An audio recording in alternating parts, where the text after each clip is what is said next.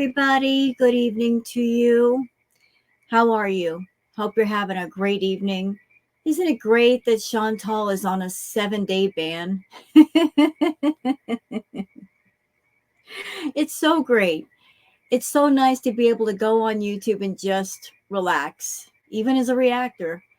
Even though I react to her, I'm enjoying the time to relax and just have a good time on YouTube without seeing all of her nonsense go on. So, yeah, it would seem that Chantal is on a 7 or 10 day ban from YouTube.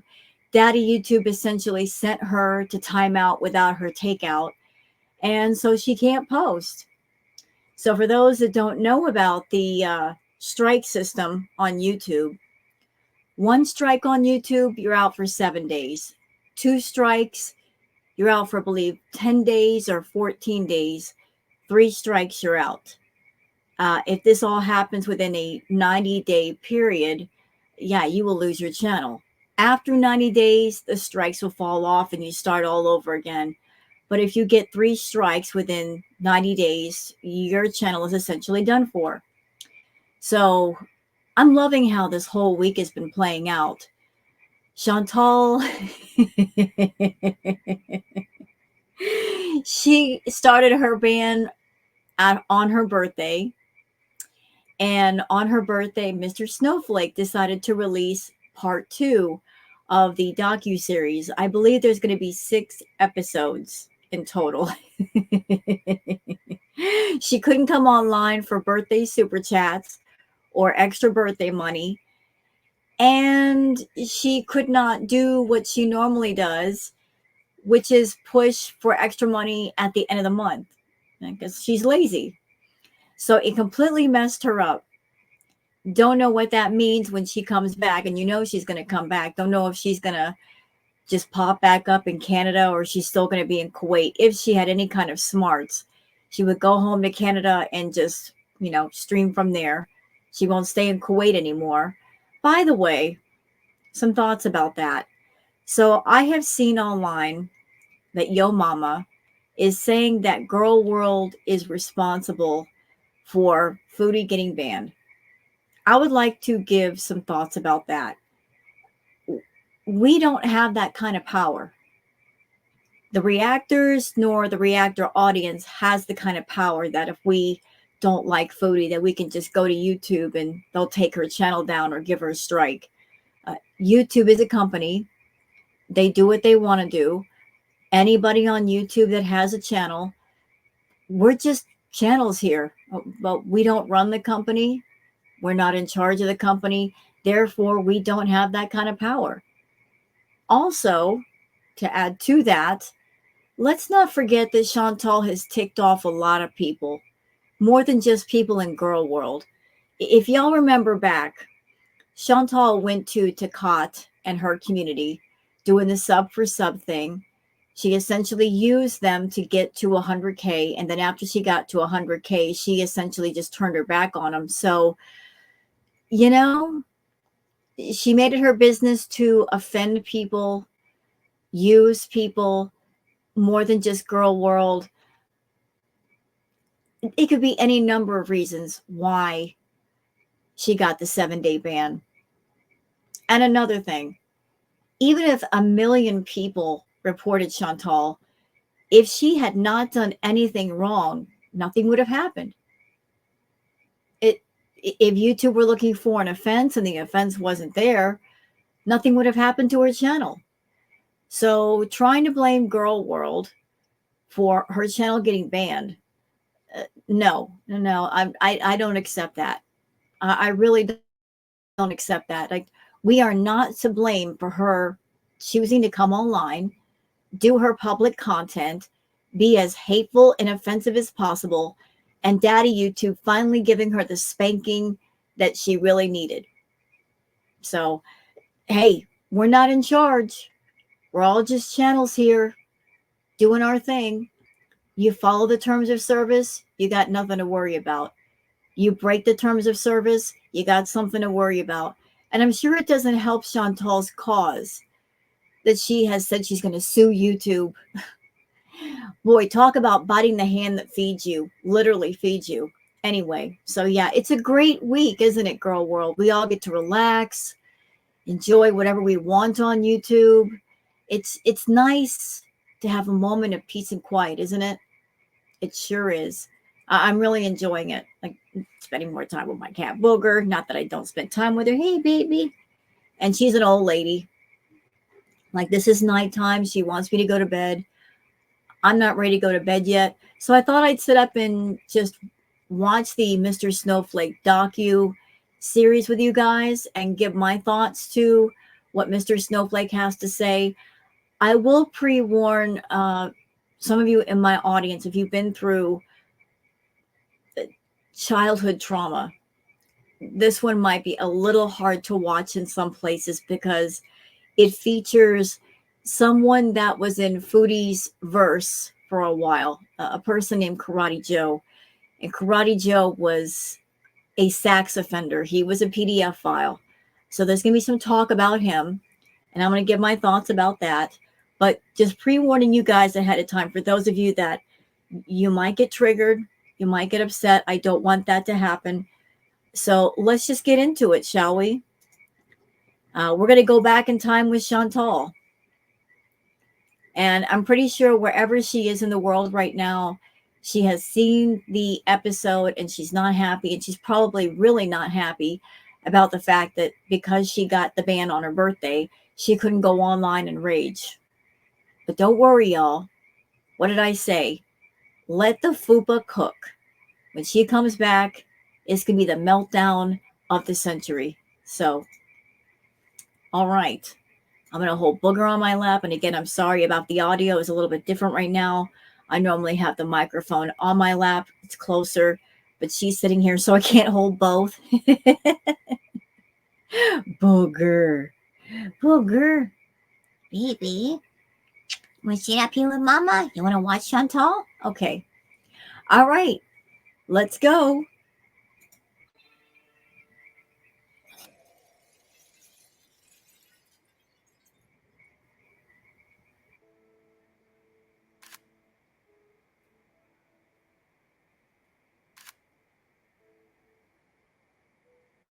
So this will be like 3 years that I'm on YouTube. And it's just been, wow. I hope that this year going forward will be even better than the last. And I hope that I can make some changes that are beneficial to my life and health. And I say that every year, but you know what? Maybe one of these days it will just click. Maybe it will really happen. And unfortunately, it didn't. You didn't get better, you got worse, Chantal. You got much worse. And if you want my thoughts as to why it got worse, here's what I think. You mentioned a long time ago that you wanted your own reality show. Didn't you say that? You wanted your own reality show, but you would never go on an actual reality show because it didn't pay enough. So what did you do? You essentially turned your channel into your own personal reality show where you were in complete control. You were in control of the narrative. You were in control of the script. You were in control of who appeared in the show. And if you want to get rid of somebody, you could. You're a control freak. So it was important for you to control everything. Plus, since, you're the producer, director, writer, you could work when you wanted. You could do what you wanted, and nobody could tell you otherwise. You started out on YouTube being Chantal Marie. But the more you dived into this persona that you created, Foodie Beauty, the more you started to move away from being a person. And the character, Foodie Beauty, that you created, she had things that the person, Chantal, does not. The person, Chantal, is a lonely person. And she doesn't really have friends. She doesn't go anywhere. She doesn't have admirers. Before YouTube, she didn't have that much money. Foodie Beauty, the character, can turn on a camera, turn on a live, and people want to talk to her whatever time of the day or night she goes live. And the character, Foodie Beauty, makes money. And is the center of attention. So you put all of your self-worth and importance into the character versus the person. You know, you lost the plot by getting way too involved in the play. Do you understand? Even the most well-paid, well-respected actors and actresses in Hollywood that get paid millions to play a part in a story or a movie or a show, every single one of them, when they're through playing their part, they got to go back to the dressing room, put on their street clothes, and go home. You can't stay on stage all of the time. You got to get off. And the problem is you never wanted to get off. You always wanted to stay in character, and you can't do that. Even as an actor, you just can't do that. But the person started to dissolve, and the character took completely over. And that's why the person, Foodie Beauty, the person, Chantal Marie,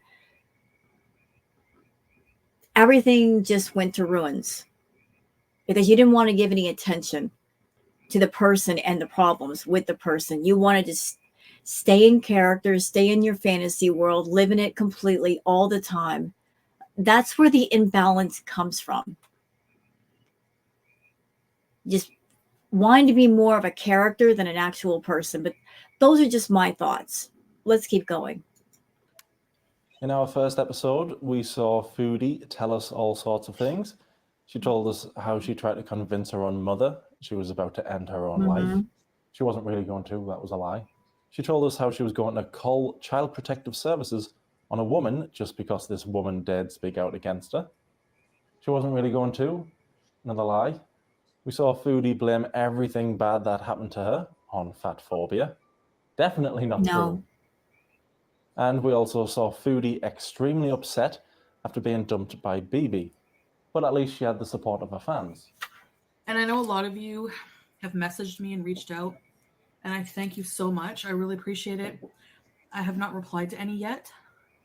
Yeah, about that. Why did BB dump you?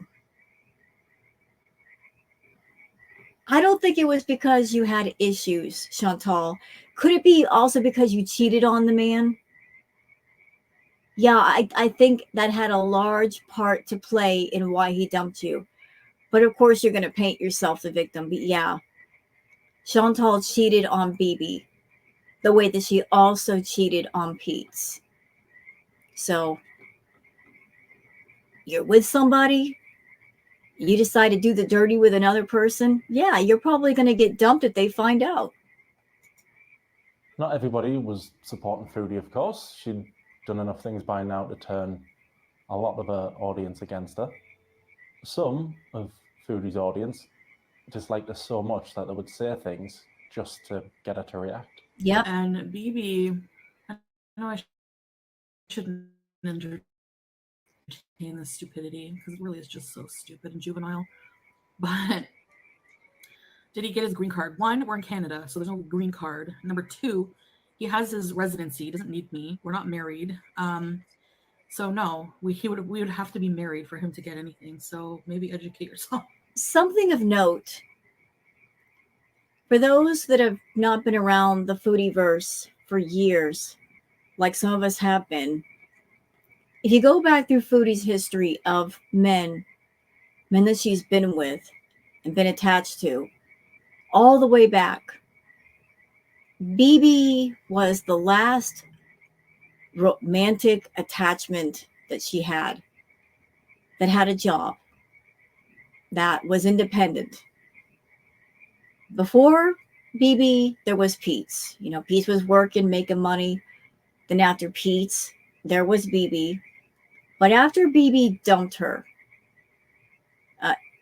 because she's a cheater and, you know, just her acting badly, I guess, Chantal made up her mind that she did not want an independent man, that was not going to be on her list of standards of what was required to be with her.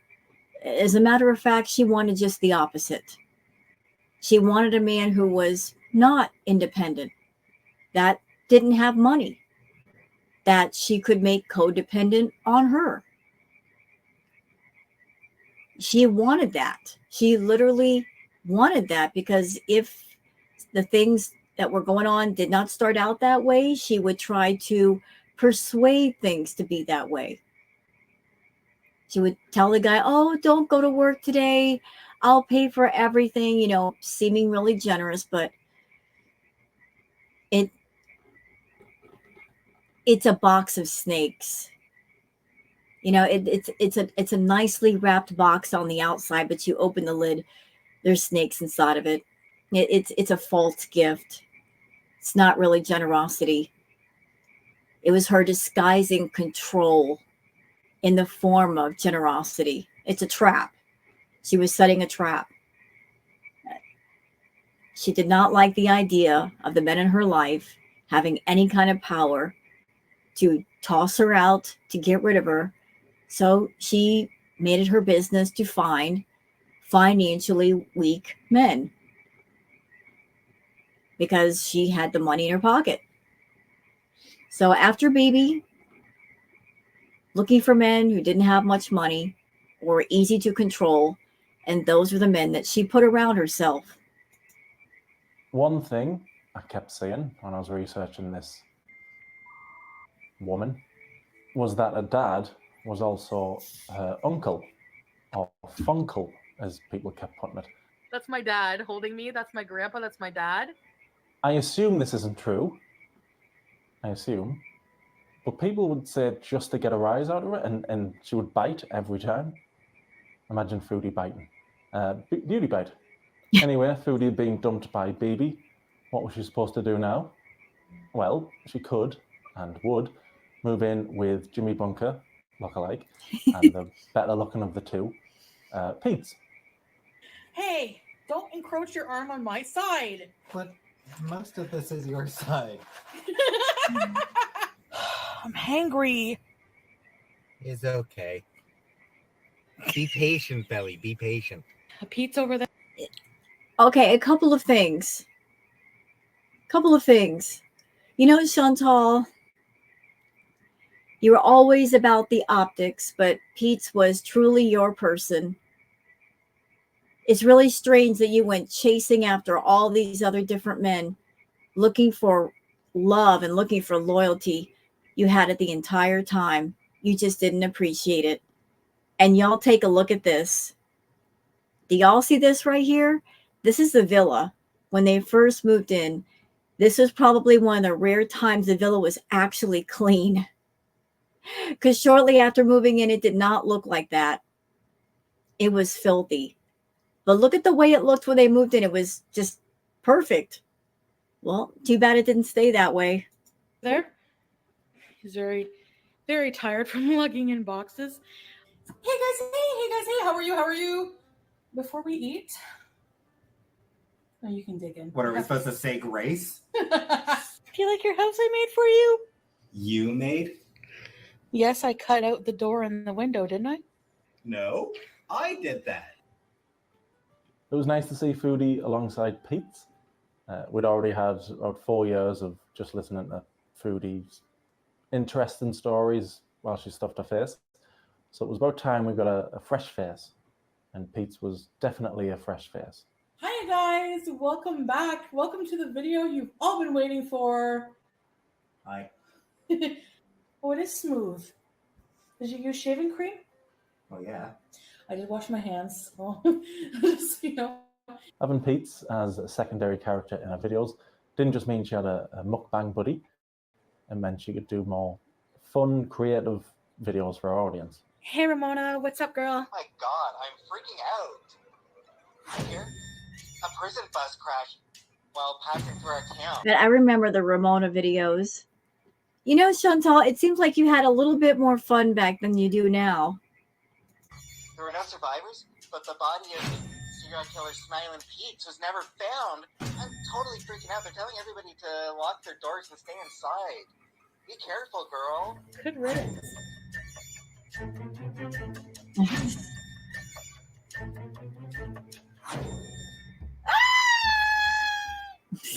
I love anything creative. So even though I wasn't a fan of Foodie at this stage, I still loved seeing the creative little short films rather than just seeing her stuff her face. I just love going for drives, especially when it starts getting dark out. You never know what you're going to see. Don't you think so, Ramona? I still think this is a bad idea, girl. What if the car breaks down and we get eaten by like a pack of wolves or something? I remember this whole skit. It was so ridiculous. Ramona? Ramona? Ramona? Oh my god! Oh my god! Ramona! Ah! Now I ask you, Chantal, could you ever do anything fun like this with Salah ever? I don't think you could. I don't think he'd want to have fun with you this way ever. But Peetz did.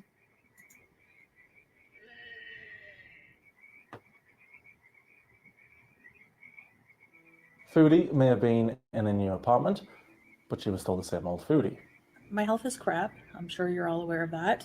So about 5 days ago or so, I noticed a little painful lump developing on my fupa. The thing on my fupa started leaking. So it was leaking this blood. Poor Mr. Snowflake. He's just going through it. Mr. Snowflake, I'm sorry, sir. You have to be exposed to Foodie. Oh, look. That look on his face right now, that's been all of us in girl world for years when it comes to Chantal. And it has nothing to do with being a hater. It has everything to do with her just oversharing, over talking, exhausting everybody, just wearing them out with all of her nonsense and all of her problems. Bloody gross food that smelled bad. So moving forward, that's what I'm going to do. I'm going to be focusing on clean eating. I really want to see what life is going to be like for me on the healthy side of things, because if I keep going with all of these health issues, I won't be here for much longer. Can I try the Korean barbecue cheeseburger with one patty? It is ridiculous that an overweight person is told what to do or what they can and cannot eat. I've turned comments off again. I'm keeping comments off. I don't know. I hope for a long time, because honestly, I'm so much happier when I don't have to listen to it, when I don't have to hear people judging me. Chantal, people airing their opinions and their feelings about Chantal, giving their criticisms, a lot of that had to do with her. You know, she would set things in motion where she would hop from one side to the other constantly. One minute she said that she was going to commit to healthy eating and healthy living and take care of herself. And the next minute going back over to the other side of the fence with the overeating and eating the fast food. And this would, of course, confuse people and frustrate people. And it would concern people. She chose to get on camera telling people about her health problems, airing out her dirty laundry, if you will, talking about how sick she was. And then when she would do something that would promote the sickness, and people would say, what are you doing? You just told us about this thing and this thing and this thing yesterday. What are you doing? Then she would get mad at them. It's like she was provoking people to have a reason to be angry. It's like she's setting her audience up, gaslighting them to fight with her. And at this time period right now that you're looking at, again, for those who were not around, Chantal was okay with the reactors. believe it or not, she was completely okay with the reactors. She wasn't about that life of striking anybody. She understood how it worked, the symbiotic relationship. We talk about her. We might get some views off the videos or the lives. But at the same time, her name is spread further all over YouTube. She understood, and she left the whole thing alone. It was only after the Natter arc that the money started to go down, and suddenly she had a big problem with us, and we got called vultures and zombies, and we're taking her views away from her. When the money was good, she wasn't complaining about the reactors so much. As a matter of fact, a lot of her content she tailored specifically to the reactors. She was always looking for the most offensive, insane, bizarre, strange things you could do on camera just to get us talking. So on one side of things, she's trying to provoke us to talk about her. And at the same time, if we talk about her, that's a bad thing. It's just, but yeah, like once upon a time, she was like, reactors are talking about me. Cool. Love it. Bring it on. Not so much anymore because she thinks we're taking her money, which we're not. For what I eat just because I'm fat. Despite having done this foodie cycle many times by this point, she still hadn't learned to stop sharing her journey because she was only going to fail immediately. So she was more than happy to listen to the comments saying, well done, you've got this, you look great dancing. I've thrown myself now. But as soon as people started calling her out for eating crap, literally sometimes a video after she'd been crying about how she's killing herself, she didn't want to know anymore. I don't know how she expected anybody to be invested in a journey and a channel if she just kept failing the very next day. And she would speak to them with this horrible, rude tone. So I'm not saying failing journeys make her a bad person. I'm not. But I think it does make her a bad YouTuber. I'm not a very good. Well said, Mr. Snowflake. Well said. And I agree with you, sir. I think she is a bad YouTuber. I've been saying for a while. Straight up, her content is self-harm content. It is. Foodie's content could be classified as self-harm content. She decided to come online and tell us all about her problem with food, her obsession with food. She made it known to everybody because she wanted sympathy for her issue, yet at the same time, she's not seeking treatment for her issue. And this is a very complicated, multi-layered web, okay? In simple terms, she's an addict. She's a food addict. She's got a serious problem with food. And she's treating, in my opinion, YouTube like her own personal monthly GoFundMe. And I'm not putting down anybody who uses GoFundMe. That's just a valuable thing for those who need help immediately with emergencies. But she's misusing the platform and she's abusing it by coming on and using the platform as a way to fund all of her addictions and obsessions and keep them all going. You know, looking towards YouTube, looking towards Google AdSense, looking toward the audience as a way to fund her issues rather than take the money that she makes off YouTube and treat the issues to where they're no longer a problem. She's not interested in healing herself. She's interested in keeping the hurt going so that she has something to talk about. And if she's not talking about her own pain and suffering, which a lot of that is self-inflicted, let's be honest. A lot of her pain and suffering is self-inflicted due to her bad choices that she makes over and over again. If it's not that, she will actually borrow off of somebody else's pain and suffering and turn that into her own. Example, all the talk about SA and DV, she never went through that.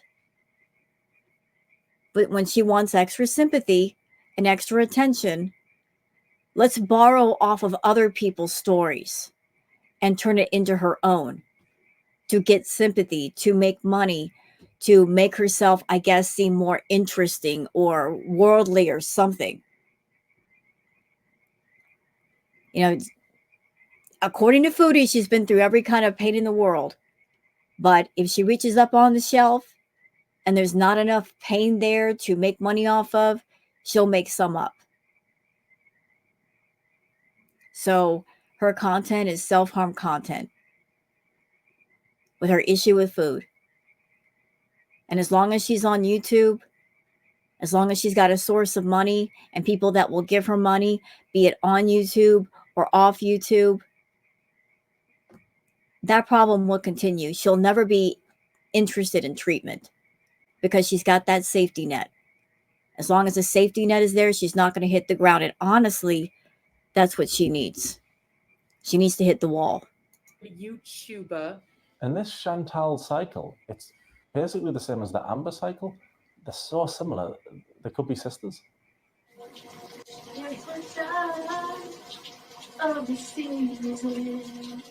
think I did it and I made you fun. Hi. Hello? Foodie and Peetz got along very, very well. That was clear for everybody to see. Right. What was also very clear was that the pair of them, at times, lived like pigs. Huh, I thought they'd be downstairs. Okay, so what are we looking at? Y'all take a look at that carpet. See those dark spots on the carpet? That was actually cat poo. That was all over the house. And that open door, that was the door leading to Foodie's bedroom. And you guys can just see inside the door how filthy that place was. She couldn't walk a straight line around her bed or up to her computer. She had to literally step over things. The top and the bottom floor look like that. And for those who want to know or need to know, the villa, it had all the little extras you could ever ask for. It had a dishwasher, so really there was no excuse for dirty dishes. It had a washer and dryer right there in that same hallway where Peetz is at. It was literally right across from her bedroom. So no excuse for all the dirty clothes on the floor. Should have had clean clothes all the time. But those two cats lived in absolute filth 24/7. And let's not forget about the Box Mountains. Maybe some of you in Girl World have heard Box Mountain and don't know what it means. Box Mountain is what everybody started calling the literal mountains of Amazon delivery boxes. They would be stacked from ceiling to floor, and they were piled everywhere. Like there was at least 3 or 4 Box Mountains in the house, to the point where Chantal actually paid people to come and break down all the boxes. She paid them like $300 or $400 just to break down boxes. That should tell you how much money she had back in the day. That she could drop $300, $400, $500 just on that without blinking an eye. Boy, things have changed, haven't they? They usually are. When Chantel's not here, they're usually both downstairs. But yeah, here they are. Sam. And Peetz was being kind of shady right there. He was kind of showing the inside of Chantal's bedroom. And that shot there, what you're looking at, is underneath her desk where she did her live streaming. She even showed herself using a garden rake to rake up the garbage. And there's also another shot floating around. I don't know if Mr. Snowflake has it. I don't remember. But for her tiny bedroom, all the trash that got gathered up, y'all check this out. 9 extra large lawn garbage bags full of debris. That's what was gathered up. And if I'm not mistaken, it was her mom that cleaned her room. Imagine that, being a 30-something-year-old woman, and you call your mother over to clean your room, your filthy, disgusting room. Now look at that. That's disgusting. Filthy carpets, clothes, crap all over, full open bins. It was absolutely minging. Yep. And I've seen messy houses before. Yeah. There were other things. There was the mummified food in the KFC drawer where she kept her party favors, fruit flies all over the house, rotting food in the fridge. Let's not forget about the infamous blue pot full of mold. And there were more than a few of those. I mean, it was nasty. It was so nasty. It was so gross. As a matter of fact, if I'm remembering correctly, I think I remember Chantal and Peetz telling us that the trash that they had, rather than take the trash out to the dumpster, they put it out on the balcony and it sat there for months, literal months, rotting. Every time I go to Jimmy's, I see a messy house. But Foodie's lack of hygiene had reached heights I've never seen before. There's the blue pot. That's the blue pot right there. What's the point of even keeping it? Just throw it away. Why do you even keep it? Oh no. That's gotta go outside. It has spores. Audience members started to show. And another great shot. This is what the cats lived in. This is the environment they lived in. Oh, she's such a great pet owner. And they lived in all of this for so long. Show concern for the cat's well-being. And there was no reason for that. She was home all day. There was no reason for either the humans in the house or the pets in the house to live like that. But more on that in another episode, Foodie. And I know Foodie loves watching these episodes. Hold on, wait. I'm so sorry, Mr. Snowflake. I talked over you, sir. That was rude. I apologize. What was that about BBJ? Hold on. Wait, what? Minging. And I've seen messy houses before. Every time I go to Jimmy's, I see a messy house.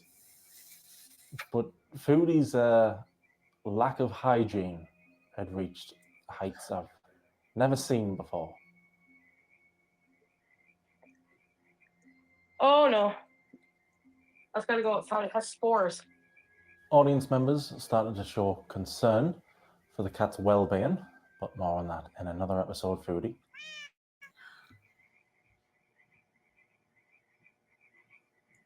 Oh, that was an Easter egg. Mr. Snowflake, are you going to do an episode based on, oh, this is going to be good, y'all. This is going to be good. Is that going to be episode 3? Is that going to be included in episode 3? Oh, yes. Yes, sir. Yes. I support that. Let's talk about it.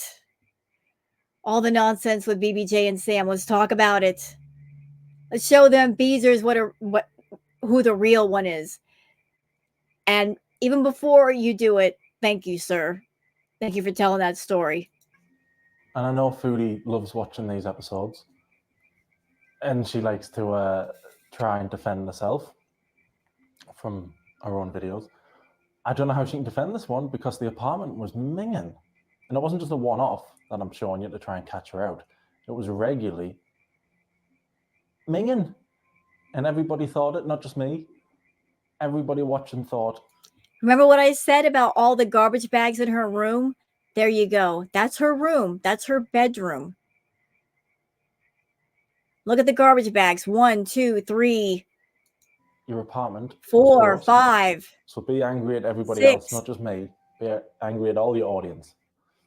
Sorry to throw you all under the bus, but I don't even know what you would have to do to get 6, 7, 8 garbage bags full of garbage. in your I can't. I can't. I cannot. And for those that want to know, need to know, that wasn't the only time that things got that bad in her room. That wasn't the only time. She was just that filthy. That's not even counting the broken kitchen tile floor, the nasty carpet, rotting food in the fridge, bags of garbage out on the balcony, the moldy pots, the fruit flies. When she got drunk, really drunk in that very offensive stream, and she vomited all over her bed, and some of it got into the vents, and she just left it there. I mean, she's just nasty. If I'm going down, you're all coming with me.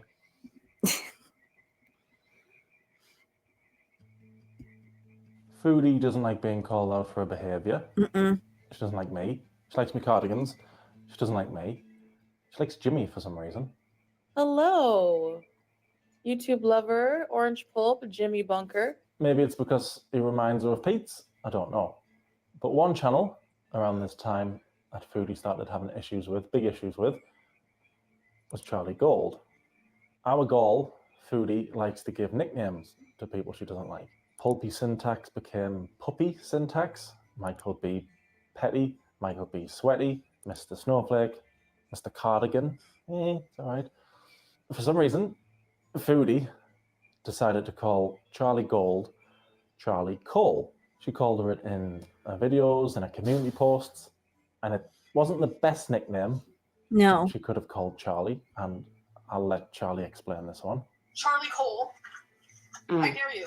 Because really, about the Charlie Cole thing, a simple Google search will show you the racial undertones that are connected to that with people of color, Black people, and the term Cole. She was warned about this prior to this live stream.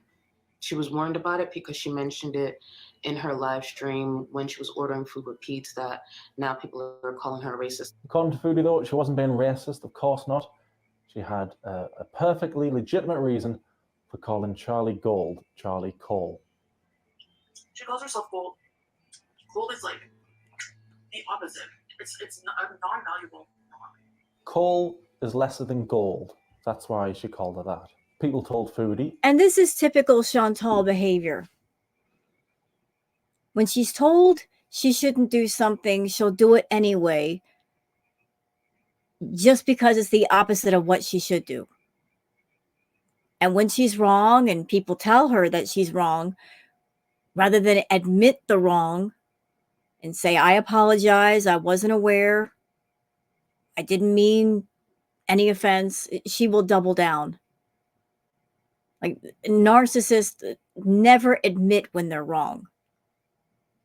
Even when they are, even when you got them dead to rights, they will never admit that they're wrong. They'll always maintain their position of, I'm right no matter what, even if they're completely in the wrong.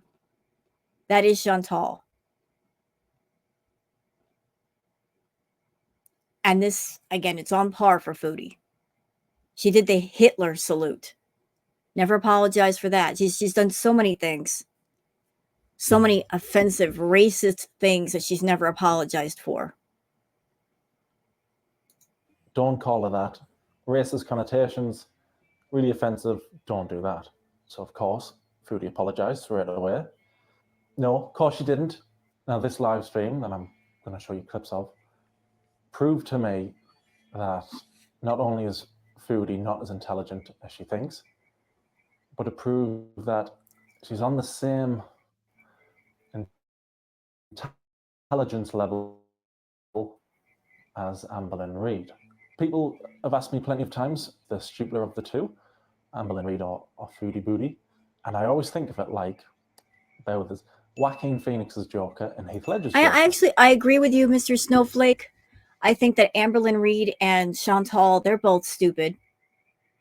But I think they also like to use the defense of, I didn't know, as part of their defense. They want to act like they're stupid when they actually know better. So they play that I'm ignorant, or I didn't know any better, or it wasn't me as a defense. They try to play innocent when they're not. Chantal knew exactly what she was saying. Charlie said that she was warned by her chat not to use the term Charlie Cole, and she did. And she did it to be defiant and to be offensive, because she always likes to kick the hornet's nest. She always likes it. She wants to offend people. She wants to cause the drama. She wants people talking about her. She's always been about the negative attention, getting negative attention. Strangely enough, when she was in Cuba, away from Natter, and she had the chance to be in a different environment, be in a positive place, and the chat, I remember, they were being very supportive and positive, and I could tell Chantal didn't like it. She didn't like the positive attention. She didn't even like the different environment. She wanted to continue to do negative things and to rage and to cause a drama, because that's her wheelhouse. That's how she feels comfortable, being the center of negative attention. And in order to keep that going, you got to play that wasn't me or I didn't know better card. Both excellent, both perfect, both different in their own ways. No one's version is better. Both perfect, just different. And it's the same with Amber and Foodie. Who's the more stupid? Neither. They're both stupid in their own separate ways, but both equally stupid. It's a good analogy, isn't it? Foodie, an analogy means, long story short, somebody sends Foodie an email pretending that it's Charlie Gold sending it. Obviously it's not. I've watched everything I can about this time. I know it's not her. Everybody knew it wasn't Charlie. Even Foodie knew it wasn't Charlie. But it could be somebody else, like a fan or somebody just trying to like perpetuate more of the drama. Anyway, I don't think it's her, because there was a quote by Sun Tzu in it. Probably too intelligent for her. Probably just like, yeah, some. And how would you know about Sun Tzu, The Art of War? I've read that book. How would you know about Sun Tzu? So in this clip, you're saying it could have been her, or it could have been a troll. Yet because you hated Charlie so much, you're going to pin it on her anyway. Loser. Whoever sent this email is going down. It could be posing as her, just because they want drama because they're stupid and boring. But even though she knew it wasn't Charlie who sent this email, she just couldn't help herself. Right. I knew she was a criminal. I knew it. I can tell. I'm a good judge of character. Picture her writing like this. You better watch it, because, and she put my mom's full name. She doxed my mom, like her address and her phone number. I knew she would play dirty like that. It's only a matter of time till her true colors, because she's a piece of. Foodie, you already said it's probably a troll. What are you doing? Charlie Cole, I dare you, because really, I have your threatening email, and do what you gotta do, man. Do you see, like, in the space of a few seconds, how she just contradicted herself? In the beginning part of this clip, she said, it's probably a troll. It's probably not from her. Then in the same breath, in the same live stream, she's pinning it on Charlie anyway. Regardless of having this thought of it's probably not her. I don't think it's her. But even if it isn't, I'm going to make it her anyway. And I'm going to go after her anyway. That's her way of thinking. It doesn't matter if I'm wrong. I'm going to make it right. Okay. Like, what are you gonna do? She puts on this, like, she puts on her freaking eyeshadow and her lip gloss. What's that got to do with anything? Tries to look in her friggin' wig all crooked. Let's talk about this microaggression. I have never worn a wig or extensions on my channel. Never once said I wear wigs. Is it hard for you to believe that people who look like me can grow their hair out long? I know a criminal when I see one. You're such a dumb Charlie. You can talk about me in your video. Yeah, let's talk about the whole criminal thing, Chantal. Can we talk about that for a minute? Like, let's go back even further. So you talk about other people's wigs and eyeshadow, yet don't you also wear eyeshadow and for a time when you were at the villa, you bought about $2,000 worth of wigs and every single one of them got trashed. So what's the hatred over the wigs and the eyeshadow when you've worn the eyeshadow and the wigs yourself? Furthermore, ma'am, the person that you were all the way wrapped around, Natter, doesn't he have a criminal record? So how can you be wrapped around someone that's a criminal at the same time calling somebody else a criminal? I mean, you got some funny lines, Chantal, really funny. And you can, how can you look at somebody and say, "Oh, I bet they're a criminal"?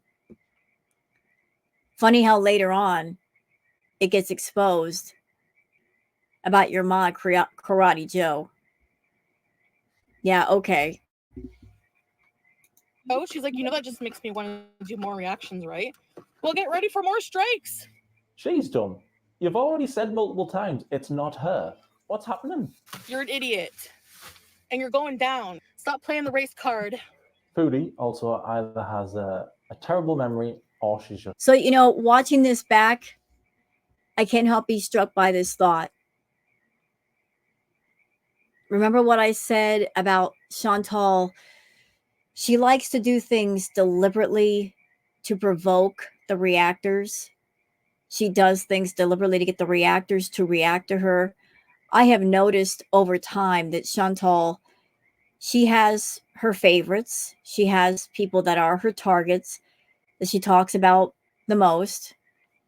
And usually she picks out the channels that the channels are growing rapidly. They're getting a lot of attention, or perhaps they have a lot of viewers, or they go live a lot. Like there's tons of reaction channels and there are tons of clip channels. But why only pick out a handful? It's because she's fishing for the biggest fish in the ocean, to get the most attention, to get the most eyes on her. That's why, in my opinion. So I think in that moment when she's talking about Charlie Gold, someone with a really big channel, that she was deliberately going after Charlie, even though clearly Charlie did not do the things that she claimed Charlie did, trying to provoke her to do a reaction on her and just ping pong that back and forth, trying to boost her own views and attention. Just a big fat liar.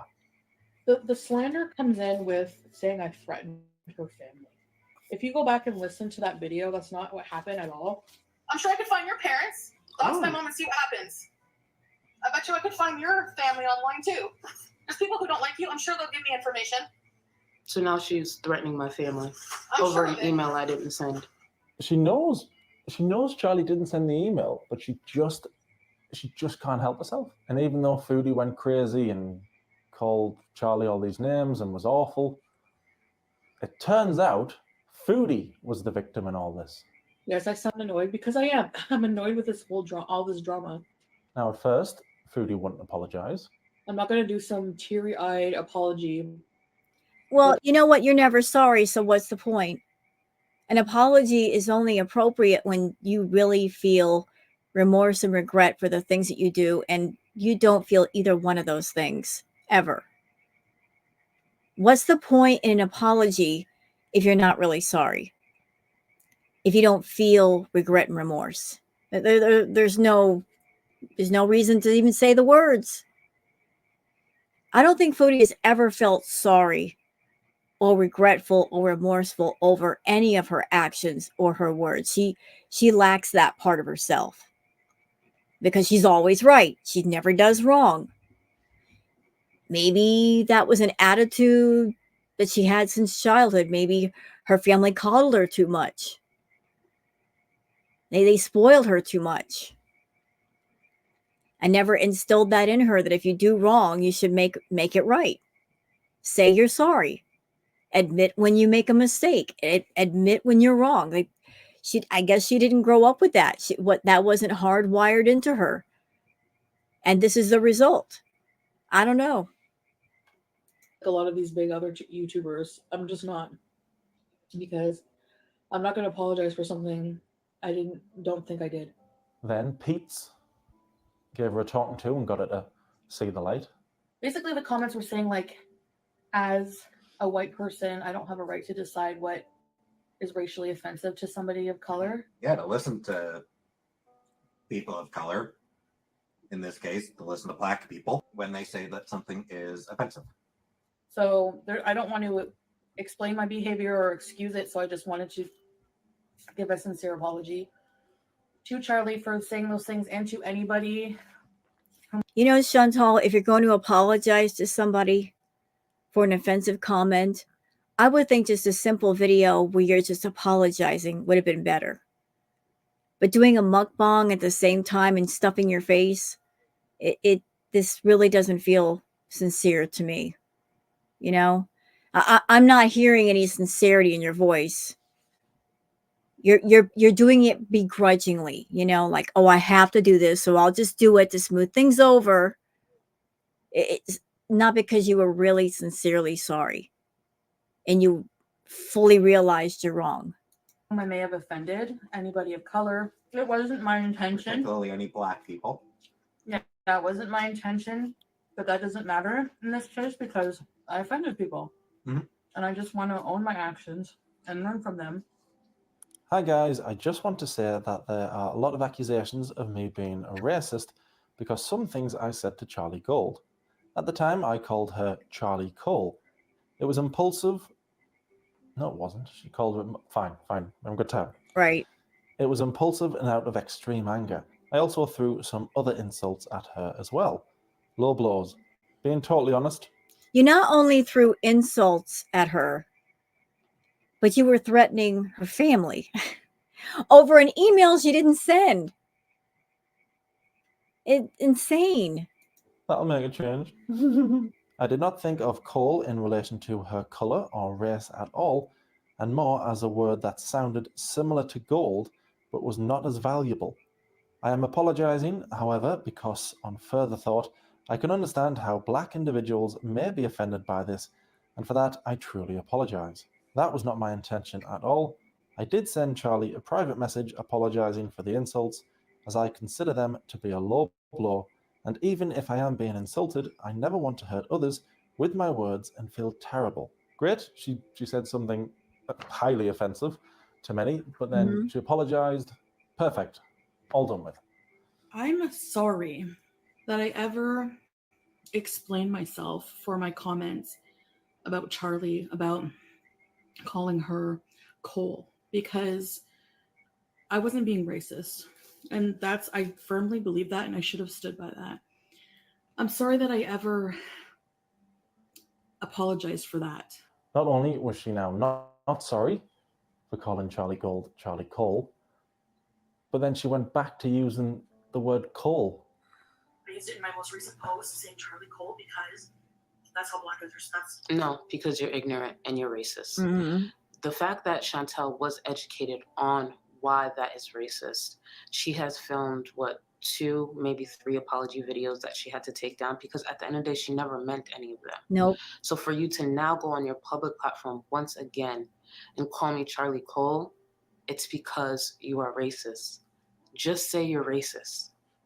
I really like Milk Tea's take on all of this. And I wasn't around at the time, so over to you, Milk Tea. I'm sorry that I ever apologized for that because I know I'm not racist. What you know and what you said are two different things. You knowing your intentions does not change how it sounded, and that was a lot of the point that people were making. They were saying this has racist connotations. And if someone is telling you that, somebody of color is telling you, hey, this is offensive, white people in general don't get to decide what sounds offensive to people of other races. That's my major problem with this. I can believe intentions differ. Sometimes people mean to be, sometimes people don't. But you don't get to turn around and say something isn't offensive if someone's telling you it is. Your soul is black, not the color of your skin. Right.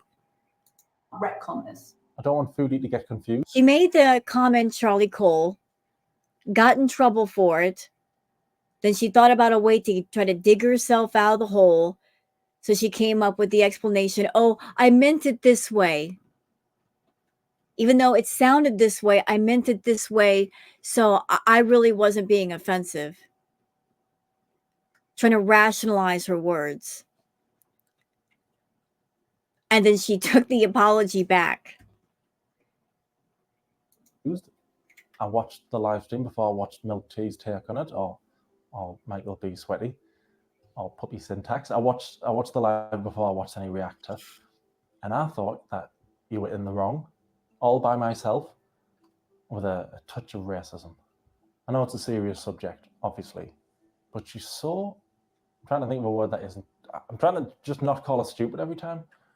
She's so not smart a lot of the times that it's comical. I'm telling you. I exercise when I have to. Stop playing the victim. So what she's doing there is she's saying to Charlie, I can exercise when I want, meaning I can fight when I want. I can exercise when I want. Foodie, we've seen you exercise.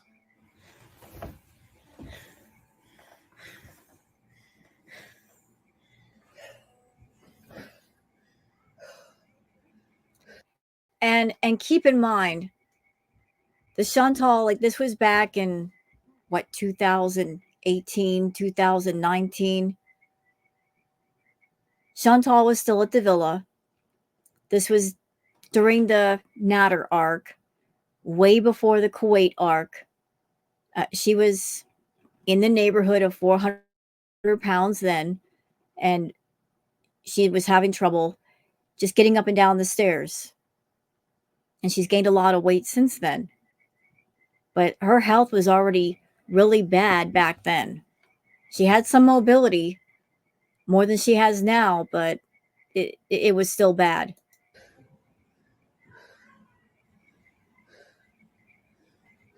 So if she's having trouble just going down the stairs and she's breathing heavy just walking down the steps, can you guys imagine what's going on right now as we speak? She walked up and down the stairs one time and almost died. Foodie, you can't act tough when you can't even walk up and down the stairs once without almost dying. On a serious note, it's very difficult to disagree with anything Charlie Gold said there. It's because you are racist. Yeah. Just say you're racist. Foodie knew it was a racist term that she was using, and she chose to keep using it. People are going to think that you're racist if you keep using a racist term. I don't think that's hard to understand, is it? Is it? I got it, and maybe all this backlash would affect a weaker person. I think Chantal only backs down with some of the things that she says on YouTube if it means if she doesn't, she might lose part of her audience, or it will affect her views or her money. I think, honestly, that's the only thing she cares about. How will anything I say or anything I do affect my channel? Will it cut my audience in half? Will it cut my views in half? Will my money go down? She doesn't think about how she affects other people. She's always thinking about herself and her self-preservation. So if she does or says something that's offensive, like being a racist, like she will back down if it means if she doesn't, she might lose audience members or money. And she's always got her eye on the money. But not Foodie. If you want to think I'm racist, I don't give a Oh, well, that's handy, because most of your audience now think you're a racist. I do. I think she's a racist. Good job, buddy.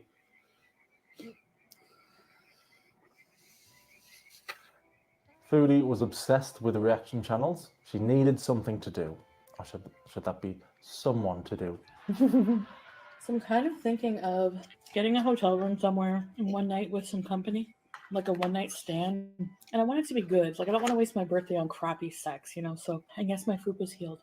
Oh, that's good. I was wondering. I was thinking of getting a male escort. It's been so long since my whole days. Like, I googled male gigolo. In the end, she wouldn't hire a male escort. Isn't it really interesting, y'all? The angles that Foodie will play almost simultaneously. Isn't it interesting how she will describe herself as a boss beach? She's told us about having different profiles on sites like, say, Tinder and Plenty of Fish, saying that people are hitting her up almost as soon as she puts up the profile. Like, her inbox is so full of guys that want to talk to her and spend time with her. They're just running after Foodie. And yet, at the same time, talking about hiring escorts, paying men for their companionship. Chantal, if you're so highly desired by men, at the same time, why do you have to pay men to pay attention to you? Because I would think a femme fatale that is highly sought after wouldn't have to pay anybody. And I would also think a femme fatale who's highly sought after wouldn't have to drive all over town to go meet up with men. They'll drive to you. But you were the one doing all the chasing and pursuing rather than being pursued. Sorry, Jimmy. Instead, she would try something else. So I signed up for Tinder again. You won't believe some of the people I got the pleasure or displeasure of talking to. There's this one guy, he was so hot. This guy was really buff, like super hot. Like, he looked like a model, like an Instagram model. He probably was. He had white teeth. And I was like, ooh, it sounded too good to be true. I thought I'd give it a shot. So he messages me. I mean, it's kind of a turnoff for me when I... Something of note, Foodie has confessed to, catfishing people over the years. And she was a catfisher. You know, she would alter herself in her photos to look much different than how she actually looks. She has said she's catfished people. And I believe that's carried on to this day. I honestly believe, as far as her and Salah, that she totally catfished him. That the entire time that they spoke, if they ever got on video, if she ever sent any pictures, that of course she used her filters, that Salah did not really get to see what she really looked like until she went to Kuwait the first time. Like, the romance scammer got catfished. They catfished each other big time. But so you had to know when she was on the dating sites, single sites, she wasn't showing her true, authentic self. The guy's so like, he had more pictures on his profile than Kim Kardashian. Okay, we're talking, Mr. Snowflake. And then he says to me, "You know, I like a big girl. I like to do a big girl," is what he said. It makes me feel so strong being able to lift a big girl off the ground. Basically, you're using me as an exercise tool to feel better about yourself, to boost your ego. Well, hold on a second, Chantal. At the same time, ma'am, are you not on the dating sites and the single sites looking for men who look like Instagram models to make yourself feel better? What's really interesting about you is that you are a super morbidly obese woman. Let's just call it for what it is. You're a super morbidly obese woman. And yet, even as a super morbidly obese woman, you would never date nor be romantically involved with a man who has similar characteristics to yourself. You want a man with absolutely perfect teeth when you yourself do not have perfect teeth.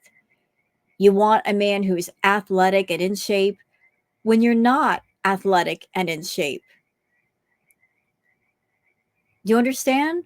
Like, you would never accept that which is most like you. You would absolutely reject someone who's a lot like you. If you met a man who was, say, super morbidly obese and didn't have the best body hygiene, you would reject him. But yet, you expect to find a Instagram type model with perfect teeth and perfect breath and perfect clothes to accept you. He's got to accept you the way that you are. But yet you would never accept someone that maybe doesn't have great traits. So criticizing somebody for wanting to be with you because of your weight, and yet you would never accept someone of a higher weight. Weird. Yeah, sorry about that, Foodie. He says to me, "Can I have sex with your fat rolls?" Actually, I think I've still got an old screenshot of a Tinder profile. Uh-oh. No. No. No. No. Woo. I love the cheek, Mr. Snowflake, the absolute cheek. No. No. There we go. Foodie Beauty, age 37. Hobbies include walking up the stairs, then almost dying, saying racist things for the lols, abusing my cats. You can see why I was so into her. She would start to meet some guys. The first one to kick this off was Frank, a subscriber who just happened to be in the area at the time. Actually, you know what? I heard long ago. I heard some information. I don't know how true this is. But at that time, Peetz was still working. I believe it was at a call center. And if I'm not mistaken, I've heard that Frank was actually a co-worker of Peetz. And that's how she came to know Frank. Maybe that's why she was so comfortable with him. The fact that he knew Peetz. That's how that whole hookup started. And it was so sad because all that Frank did was just sit in the car with Chantal and buy her tea and talk to her. And the chat was there. And he got so much crap over it. Most of our fans were on board with this. One person really wasn't. That was a moderator she had named Karate Joe. Oh, geez. I'll be okay, Joe. I'll be okay. Joe is the angel on my shoulder. Karate Joe. That's a fun name. I bet he's a cool guy. Nope. Remember him for later. Okay, Frank, if you want, I'm in the parking lot, like beside Chat Time Tea, right across from the Petro Canada. In my opinion, and it's just an opinion, it's not fact. Keep your panties on, Foodie. For now. In my opinion, meeting this stranger, don't want to be mean, but it felt like she was meeting him out of desperation to be with anybody. He's here? Where? Come into my car. Come in! Here's Frank! Guys, what's up? It's Frank. Meeting this guy, meeting this stranger, was completely fueled by her desperation for attention. And I remember this night, and I'm watching this stream, and I was struck with I was watching the interaction between the two of them. And I noticed something, that Frank really wasn't focused on Chantal. He was focused entirely on the chat. Do you see how his eyes are right now? His eyes were glued to the chat. He wasn't even looking at her. He barely looked at Chantal. It was almost creepy the way he was looking at the chat. Like he was just, he wasn't interested in her at all. He was interested in what people were saying in the chat. Nothing would come from it. The next guy showed much more promise to be a main character in the soap opera, this weird soap opera that was Foodie's life. A guy called Nick, who she met online, went on one of these dating apps, and she seemed very, very interested in Nick. Perhaps a little too interested. And when he got in the car, he's like, "Hi." Anyway, he gets in, and I grab his face right away. I'm like, "You have the cutest face, and I'm so glad you have nice teeth." Grabs his face as soon as he gets in the car. I thought she acted a bit weird with him. But yeah, I agree. Creepy. Apparently it worked. Oh, we made out.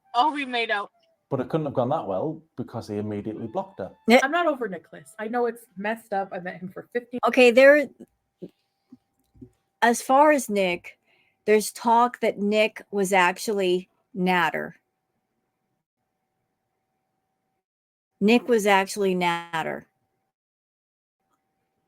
or the fact that Nick was just a made up character. Either way. 15 minutes. I really, really feel like there was something there. And I'm noticing a detail. Let's see if you guys can spot it too. Look at the frame right now. What do you see? What is she wearing? Look what's around her neck. The heart necklace. What is the significance of the heart necklace? The heart necklace was a necklace she wore for Natter. Interesting detail. It's a gut instinct. 15 minutes. She only met him for 15 minutes and she's this obsessed with him. I texted him because I'm blocked everywhere. So I texted him like a loser out of desperation. Like, I feel like I need to get into his house. Y'all have heard me talk about that. Maybe you've seen a couple of clips on my channel where I featured this clip right here. I just have to get into his house. Imagine if this were a man saying this about a woman. If a man were to say, I just have to get into her house, how creepy that would sound. Well, it's still creepy coming out of a woman's mouth talking about a man. Very creepy, very stalkerish, very obsessive. But that is Chantal. And that's why I say this woman is a predator. She's very predatory in her ways. And if she were a man, she might have been arrested already for her behavior. She's been this way since she was young. There's stories that get told about how she stalked a pair of teenage boys and she hid in a man's bedroom until he got home. I mean, this is stuff that's been going on for years. It's just gotten progressively worse. Her insecure, jealous nature, her obsessiveness is just, it's out of control. But here's this woman saying, I just have to get into his house. When I heard her say that, I'm like, why though? Why do you have to get into his house? What is the significance of getting into a man's house? Is it because you think that the two of you are going to get closer emotionally? You're getting closer to him in some way?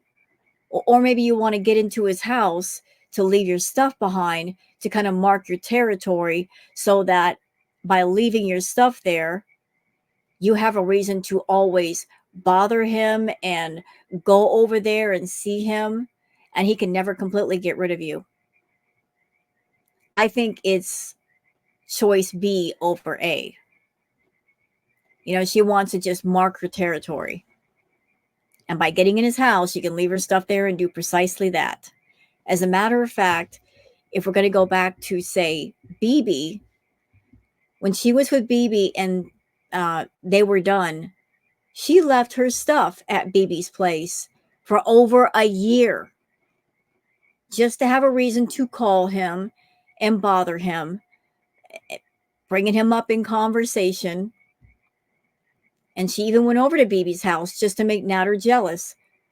Going forward from BB, she left her stuff over at Natter's place. And she always made a big deal of it. Going over there multiple times for her supposed CPAP machine. Even though she really didn't want the machine, she just wanted a reason to go over to Natter's place and get into his house and spend time with him. Get inside his house. All this time I've been worried about the strangers online. It's the strangers that needed to worry. Like, I don't need to know what he's doing every day. I don't need to know, you know what I mean? Like, not that kind of thing, but I know he blocked me. But there is no but. If a person blocks you, they don't want to talk to you anymore. You shouldn't work to find a workaround, Chantal. If they block you, that's a clear message. They no longer wish to speak to you. They want nothing to do with you. And that's the end of the story. It's not for you to add a couple of extra chapters where they block you and then you contact them on a fake profile trying to get their attention. They're saying clearly, don't bother me. Leave me alone. so I don't really care. Jokes aside, I don't know why I do it. I did start to I have a bit of sympathy for her here. I know, I'm sorry. I don't know why I do it. I do know it's because she just came across so desperate. And it's that desperation of foodies that I think played a role in the next horrible situation.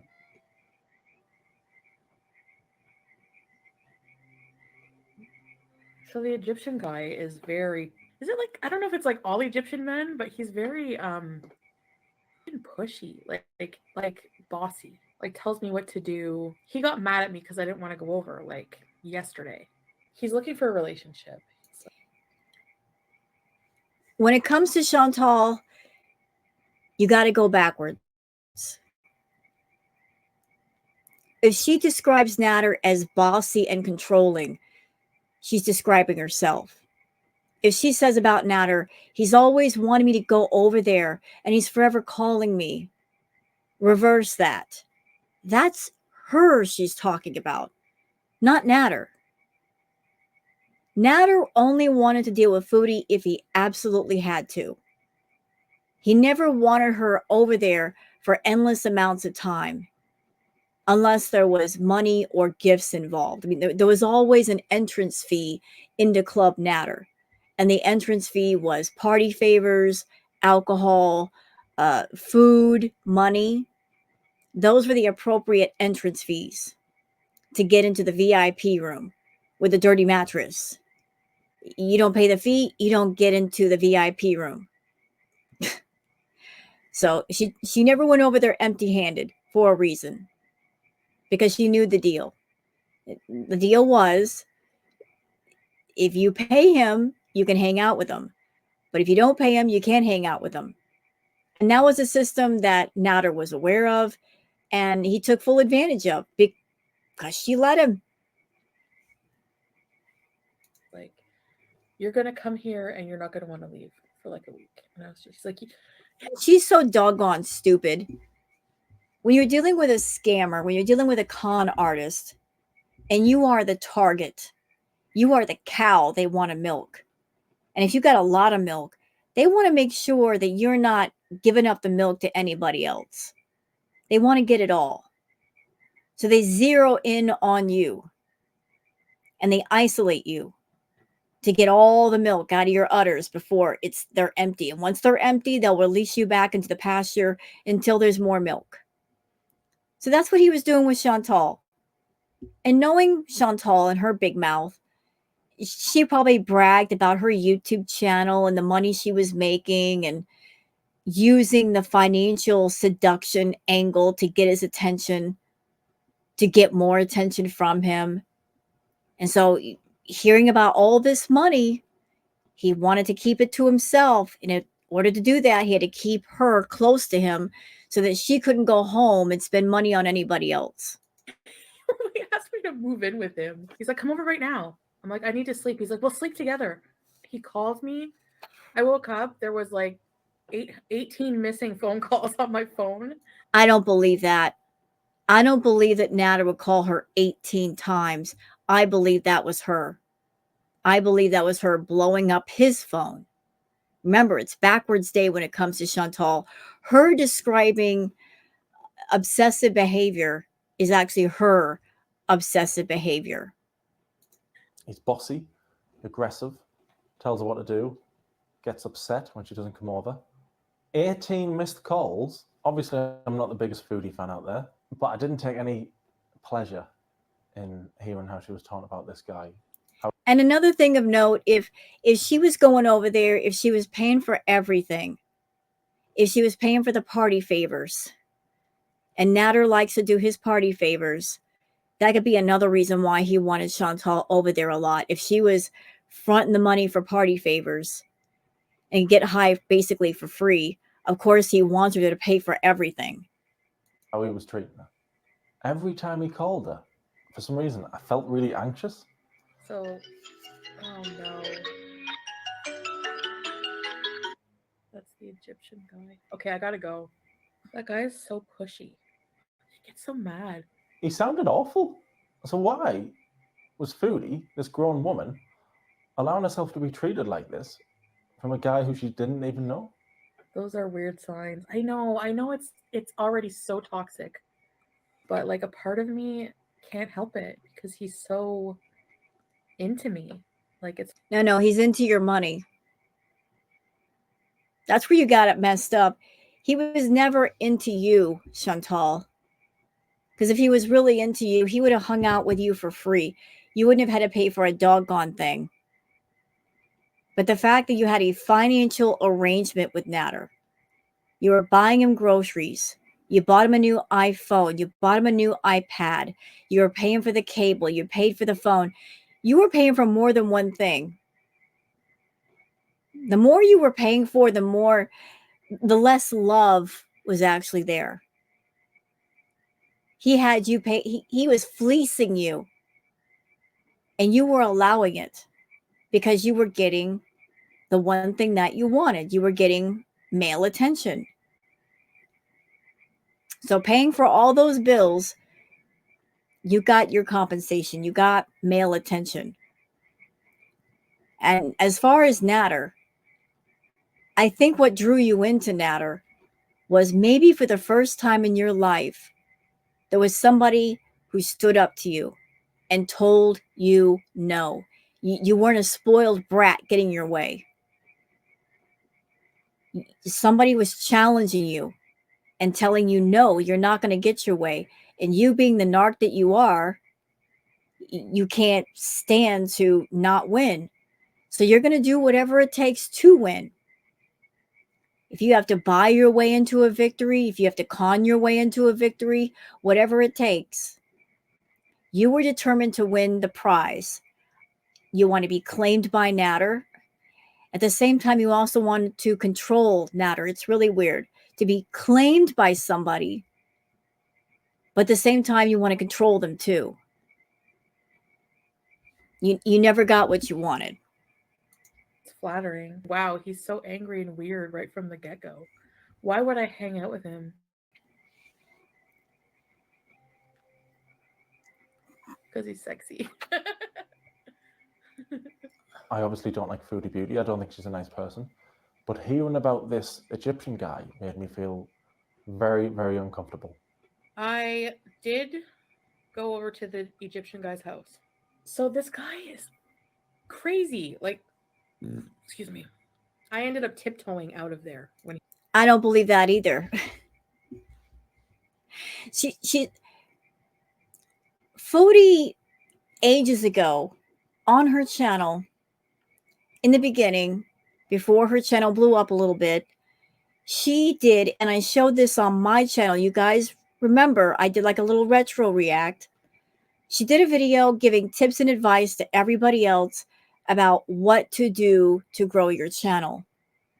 And what did she put in that video that I highlighted? Y'all remember? The part of, if you're doing a video, if there's something small, blow it up into more than what it really is, just to get attention. In essence, she was telling people that it's a good idea to clickbait people. That if, say, you have a small injury, make it seem like it's more than what it is, just to get people to watch the video. So when she does her story times, or when she did her lives at this time, she's going to lie about certain details. Like this right now. Her saying, oh, I had to tiptoe out of the house. I just don't see how that can happen. Can you? She's not the most delicate person. She's not a graceful ballerina, our girl. I don't think she ever had to tiptoe out of the house. I really don't think so. She wants to make it seem like Natter wanted her there so much that she had to sneak out of the house. But yet, I do remember a live stream very much in particular when they had partied the night before with the party favors. And then there was a live stream the very next day, the come down from all the partying. And she was sitting there talking to her live stream, and Natter flat out looked at her on this live stream and said, why are you even still here? He said that to her on live stream, and her face went beet red. The party's over. Why are you still here? On that note, during the whole crackhead Olympics thing, it is my opinion that Chantal would go over to Natter's place loaded up with party favors and alcohol. And she would deliberately get so high that he could not send her home. You know, she wasn't safe to drive. So therefore, she'd have to spend the night. So by making sure that she got incredibly high or incredibly drunk, she could spend more time with Natter. He could never send her home at night because she wasn't sober. He fell asleep. He wanted me to stay. Like, he gets mad easy. Like, I know there's going to be red flags, but he gets so mad. Like, how come you took so long to get here? So to ease the mood, he starts smoking. He lights up this Moroccan hash, and we get totally f***ed. And then he like I don't want to say this, but you guys are going to be so... I don't do this on a regular basis. I don't even do it really, but I did it for some reason. I did it, and I did he busted out like a bunch of lines of cocaine. Ooh. I know. I'm genuinely not trying to throw any shade, but it's. And later on, she did a video which she dirty deleted, where she confessed that she did about 3 to 4K in Coca-Cola. So to go back a little bit, you know, Foodie, once she started hanging out with Natter, she wanted to lose weight. She had heard or saw that her mother had taken Ozempic and lost a little bit of weight with that. But Ozempic only works with diet and exercise, which Foodie's not going to do that. So Foodie did a little bit of the Ozempic, but she quit because that interfered in her ability to eat the way she wanted to. Then she was hanging out with Natter and got into the Coca-Cola a lot. There were many moments on stream where you could hear her sniffing, even when she went to the bathroom. There were other moments in the beginning where she would get just random nosebleeds, and she would do so much of the Coca-Cola that her throat would be raw from the drip. I mean, she had a really bad habit.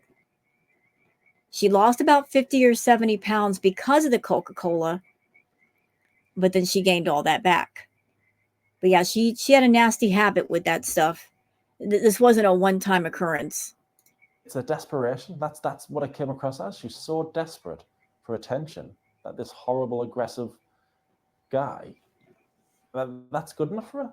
Like, I know people always say Amber copies her partners. Foodie did coke the first night because this guy did it. I do think Foodie is capable of rational thought. This wasn't one of those times. Well, speaking of possessiveness, I was messaging on my phone, and I think it was you. And he's looking at me, and he's like, "Who are you texting?"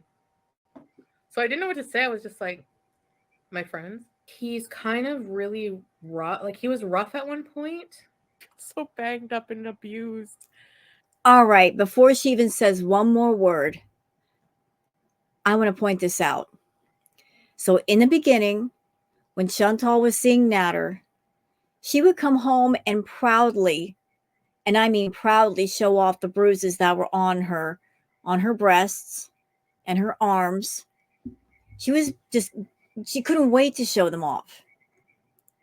She would all show off these bruises from allegedly rough sex, was completely fine with it. You know, it was consensual. But how funny it was that suddenly it went from we play around and it's consensual to he's abusive. And that only happened when she was mad at him. When he would make her angry for one reason or another, suddenly things were, the narrative was he was being abusive. And again, this is a pattern with her. When you're good with her, she's got nothing bad to say about you. But make her angry, and she's going to come online and trash you and make up a whole bunch of stories. But not in a bad way. See, it's not, he didn't abuse me. It's just that. Take note of that. She just said he didn't abuse me. It's because I mark very, very easily because of my blood thinners. You have bites on your back? Yeah, he bit me a lot too. Now to add to the list of reasons why I don't like him, we've got Bruiser, and I wasn't the only one who wasn't a fan of this chap. Might I recommend avoiding him forever just because he seems clingy in an annoying kind of way. Yeah, I know, but you just have to stink out after, that's all. Yeah. Anyway, dude sounds like a douche. What did you say? I said, you've hit it. Now quit it. That guy sounds... I don't like this guy. And keep in mind, she's sitting right next to Peetz, talking about Natter this way. And I think that was deliberate. I honestly think that was deliberate. Chantal likes to triangulate between men. She loves it when men fight over her. She and Peetz were in a relationship for years. They were actually engaged to be married. They lived together even before the villa. And Peetz loves her, and she knows that. So imagine your ex-girlfriend sitting right next to you talking about another dude the way that she's talking about Natter. And she knows that you've got love in your heart for her. And Chantal did this a lot. She would go back and forth between Peetz and Natter, constantly being in between the two. She would go to Peetz, talk trash about Natter to Peetz, go to Natter, talk trash about Peetz to Natter, because she wanted them to fight over her. She wanted to be in the middle. She wanted to feel wanted and desired by both men. And having men fight over her was a way to feel that way. That's how pathetic she is. Absolutely pathetic. He was known as the Egyptian man, but soon a more appropriate name would start being used. Mohammed? No, his name's not Mohammed. We'll just call him Boob Abuser. No, I'm just joking. We'll call him Dom. Let's call. And I hated this. I hated the term Dom being used. Hated it. Hated it. This idiot, Chantal, calling him a Dom when she has no idea what a real Dom is and what they do. Hey, Chantal, I know that you've been desperate, so desperate to live out a Anastasia Steele, Christian Grey, 50 Shades of Grey fantasy, but this ain't it. This wasn't it then, and it ain't happening with Salon now. Calling Natter a Dom is offensive to me. It is. You know, he's not a Dom. Just as you're not a real sub. You're not. You're not. You're just not. And the fact that you try to use some of the terminology of BDSM during this whole period, saying you need a safe word, saying it on the internet when you're talking about an abusive person. Hey, let's make up a safe word because I'm scared. Please. And you want to be claimed? Claimed is a BDSM term. You guys didn't have a proper BDSM relationship. He was never Dom. You were never claimed. You didn't need a safe word because you weren't involved in consensual play. But you were desperately trying to live out this weird, toxic relationship and trying to do the BDSM angle, and you weren't even doing it right. Call him Dom. We'll call him Dom because he's a Dom. They'd No, only he's met not. once at this point. I wasn't a fan. Peetz wasn't a fan. And they'd only met once. I remember researching it and thinking, okay, that's day one. That's night one. What will day 2 bring? I didn't expect this. Oh my god. So he's like, hey, do you want to come over tonight and go to an orgy? Like, apparently he knows these people. He has a friend that he works with who's from like Cameroon and has like, he has like a 13-inch appendage. He showed me a picture of it and I was like, And the more people that wonder about Dom, the more defensive she became. Okay, I'm going to interject my thoughts here. This is just my theory. I don't have any receipts or proof. But Chantal, she's a bit of a desperate woman, always looking for attention. She did say that she was on Tinder, perhaps other dating sites, maybe even fetish sites, because Chantal does have some fetishes, okay? She does. I mean, even just on YouTube, she's had a fetish for flashing people. She was always flashing people. Different things that she has done would be considered fetishes. Not that there's anything wrong with having a fetish or an interest. Here's my theory. I think when Chantal made her Tinder profile or whatever profile she put up, she advertised herself as an anything goes kind of gal. Like, up for anything, I'll do anything. And that's how she got Natter's attention. Natter likes perhaps what would be considered extreme sexual situations with more than one person. Maybe perhaps Chantal advertised herself as being okay with that, down for that. And that's the reason why Natter came to her and suggested this orgy situation. I mean, why would a guy who's seeing a woman suggest something like that unless there's been some talk about doing stuff like that with her? I find it unusual, a man that you're seeing a woman and just bring that to the table right away. So could it be that Chantal advertised herself somewhere as an anything goes kind of gal? I'm down for whatever, groups of people, don't care, just to like make the net bigger in her quest to catch a big fish and find a man that would accept her. She might have advertised herself that way. And then when Natter essentially called her on her bluff and said, hey, I've got male friends and we can get down like that, all she wanted was his attention. And of course, she backed away from it. But that might have been the reason why.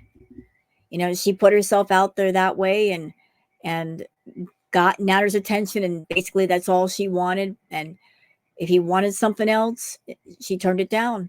On that note, I'm going to go hang out with my cokehead boyfriend. 3:45. And I'm going to have a good night. So, you guys are so like, oh, that's him. Okay, I gotta go. I gotta call him back. Why is it odd, Karina Kaboom? What the he has a mattress on the floor. Who cares? But you're gonna judge him for having a mattress on the floor? Go make more videos about Amber Lynn. What a dumb thing to judge somebody about. Oh, he has a mattress on the... Yeah, Layla, but the criticism is stupid. Foodie's audience, who didn't always... Yeah, for those who might be wondering, what for those that don't know about the mattress on the floor, Natter had his own bed, and then he had a mattress on the floor, and that's where Foodie slept when she stayed over. I guess the mattress on the floor was the mattress that he used for the hookups, and then he slept in his own bed. She knows how to pick him, doesn't she? This man that she's so getting wrapped around, having her sleep on not a brand new mattress, mind you, a dirty, used mattress on the floor. Ew. show her the most amount of love. We're clearly concerned. All silly lol cow stuff was gone now. This was a worrying situation. I get there. There's another guy there. Basically, his friend, I sit at the table, his friend's so drunk. And then I guess I was on my phone, and then his friend went on his phone.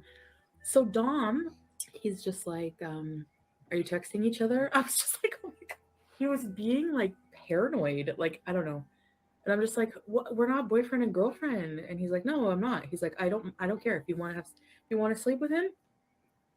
Just be honest about it. And I'm just like, what? Like, I don't even know your friend.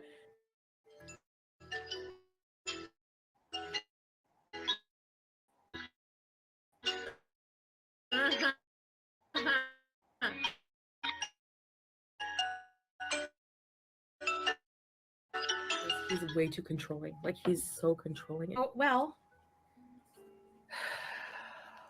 Yeah, I think so. The longer this relationship went on, So she's smitten over a guy that's basically treating her like a pass-around patty.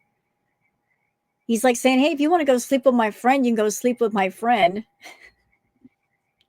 She was wrapped around a dude that was basically treating her like a pass-around patty. the more I wasn't a fan of it. But then, out of nowhere, I won't be seeing anybody anymore. So it's just going to be me. I can't get into something like complicated, you know? I have a life that I had goals I was focusing on, and I can't let anything derail me from that. I'm tired of men. You do something to piss you off, or just bored with them? I'll tell you the story later. Okay. I didn't know who ended it because, as people say, the first rule with Foodie is, everybody say it? Foodie lies. She lies. Mm-hmm. I didn't call it quits. I just blocked. So he would have been like, why is she... And she's never been done with Natter. Even now, she's not done with Natter. You would think that being in Kuwait for over a year, she would finally be done. And she's not done. Because she brings him up and she talks about him. This supposed abuser, she still mentions him. And Natter still mentions her. If you want my thoughts on the whole thing, I think Natter was the one she really wanted to be with. And she just settled for Salah because she couldn't have what she really wanted. I don't care how much Foodie protests and stomps her feet and shakes her fist. I stand on this. Foodie, I think you are still to this day attached to Natter. It's just that you can't have him. But it doesn't stop you from wanting him and wanting to be with him. And this whole thing with Salah, it was you trying to get back at Natter. And at the same time, get him back. Maybe you thought that by throwing Salah in his face and picking a attractive younger man by your standards, that he would feel threatened in a way and come running back to you and get away from Dee Dee. That never happened. And by then you had just put it on Girl World. You had made it part of your content and you had to follow through with it, because there's one thing that you won't do. It's eat humble pie. That's one of your biggest flaws. You're a narc, and you will never admit when you're wrong or when you've made a mistake. You will never admit when you've made a bad choice, even though we can all see it's a bad choice. And that has led you to the tower moment that you're experiencing right now. Sometimes you got to lose the battle to win the war. But you don't see it that way because you're too focused on fighting battles. Hence the reason why you will never win them nor the war. Blocking me. Blocked. Like, just blocked. She blocked him, and he blocked her. Who knows? Who cares? I was just happy it was over. And now that it was over, Foodie felt comfortable enough to share all the stories from her first week with Dom. I didn't realize I could have died or overdosed. Like, I think I almost did. Like, for real. It was mom. I remember her talking about this. I remember that her and Natter, excuse me, sorry, I'm taking my shoes off. Her and Natter were partying together. And she did way too much. Excuse me, so sorry about that. She did way too much. Even Natter had to cut her off. Imagine that, a crackhead cutting you off because you're doing too much. But she came close to meeting the Grim Reaper that night. She went way overboard because that's easy for her to do. She's a woman of excess. She doesn't know how to do a little bit of anything. It's always too much. So this night in particular that she's about to talk about, they were partying hard. And she was going harder and faster than Natter and almost had an episode. Molly. Too much of it. Like way too much. Now, because I'm a big boring square who wears snazzy cardigans, I had to Google what is Molly. That's not a joke. I did actually Google what is Molly. Turns out it's something called MDMA, some hard drug. Thankfully, that was the only hard drug Foodie used. I don't think they used just that. I think they might have mixed in other things with that too. Said that somebody left a pipe at his house. Right. So there's the confession right there. So they did a lot of one thing. And on top of that, she's going to smoke the remains of another thing. Yeah, that can get dangerous real quick. It was like a glass tube with a circle. And there was like stuff in it I could see, like leftover. I don't know what it was. He said it was meth. So I did that, just like the one. Like, so to be clear for those you're trying to keep track here with me, what was going on that night that we know about? Foodie said that she and Natter did, and I have to say it this way because of YouTube, a lot of Molly Madigan. And on top of that, some math. So mixing two different things together, not good. Hoot of it, because there wasn't much left. That's just nasty though anyway. Not only smoking it, but a leftover pipe. You don't even know who smoked out of that. Like, ew. You don't know where that pipe has been. What it might have been in their mouth. And yet she just picked up and smoked it. Gross. And then that's when I started my... What the hell is this? I thought I was covering some Amberlyn Reed clone. Now it's an Amber clone who smokes random pipes off the floor full of that stuff. I've noticed that both Amber and Foodie use the same line. Reaction channels twist their words. And twist my words out of context and try to make me look like a vile person. We don't have to make her look like a vile person. She does a fine job all on her own. And how can we twist her words if we show her video clips at the same time that we're giving our thoughts and our criticisms? How do you possibly twist somebody's words when you're playing a video or a live that they themselves made? And all you're doing is replaying it and adding commentary. Where does the twist happen? Where?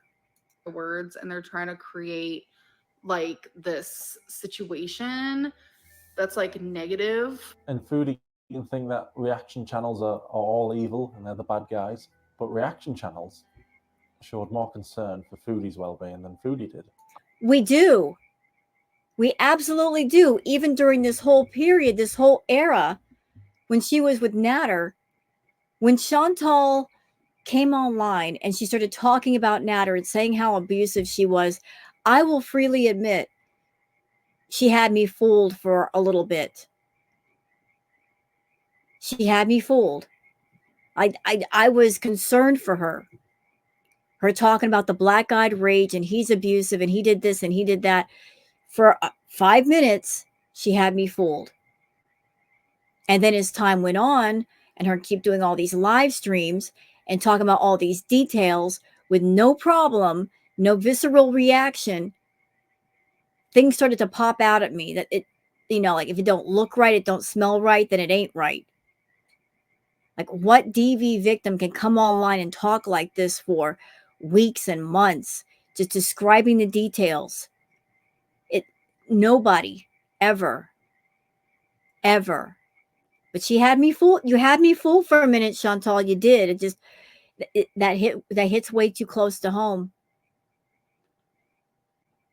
You did. You fooled me for a minute only. But a lot of people were saying to her, get away from this dude. If things are just that bad, block his number. Don't go back. But she kept going back. She kept going over there when she didn't have to. She had her own home. She had her own money. Her and Natter did not have children together. She could have easily stayed away, and she kept going there, which showed me that whatever was going on must not have been that bad. She was not in a situation where they lived together and she had nowhere else to go. So she was, in a way, forced to stay. She felt comfortable enough with him to be in his company alone with nobody else there. But a lot of people felt concerned for her. A lot of people. I guess all I'm saying is, like, I don't judge her for making these choices. I just hope that she gets the help that she needs regarding it. The thing that I am more skeptical about, and the thing that I have a lot of questions about and I'm concerned about, is that she makes a lot of excuses for Coca-Cola Man. I've been scared for her. And were it one of my sisters, were it one of my friends, were it someone close to me in my circle, I've been, are you okay? Come here. Are you okay? We're going to hospital. We're getting you checked. And once I was sure she was entirely safe and we had sorted out things, you can slap her in the face and be like, what the fuck is wrong with you? I think he got a gram. Wrapped it in some tissue, and he said to swallow it because it tastes gross. So he gave me more. I didn't realize you could, like, OD on this, you know. God, she's so stupid. How can you not think that you can't OD on something like that? My concern is that utilizing this for content is really dangerous. Thank you. So you guys just saw, like, different reactors. People that she's gone after expressing concern, but we're supposed to be the haters? How many of us in the community, people that are reactors, we've all said the same things about Foodie to Foodie. We've all said she needs to go get help. How many times have I said she needs to go to inpatient? How many other people have said she needs to go to inpatient? But we're haters. Would a hater, a true hater, say those things to a person, even a person they didn't like? No, they'd say, go ahead, do what you want to do. Do all the party favors you want. Keep going. That's what a hater would say.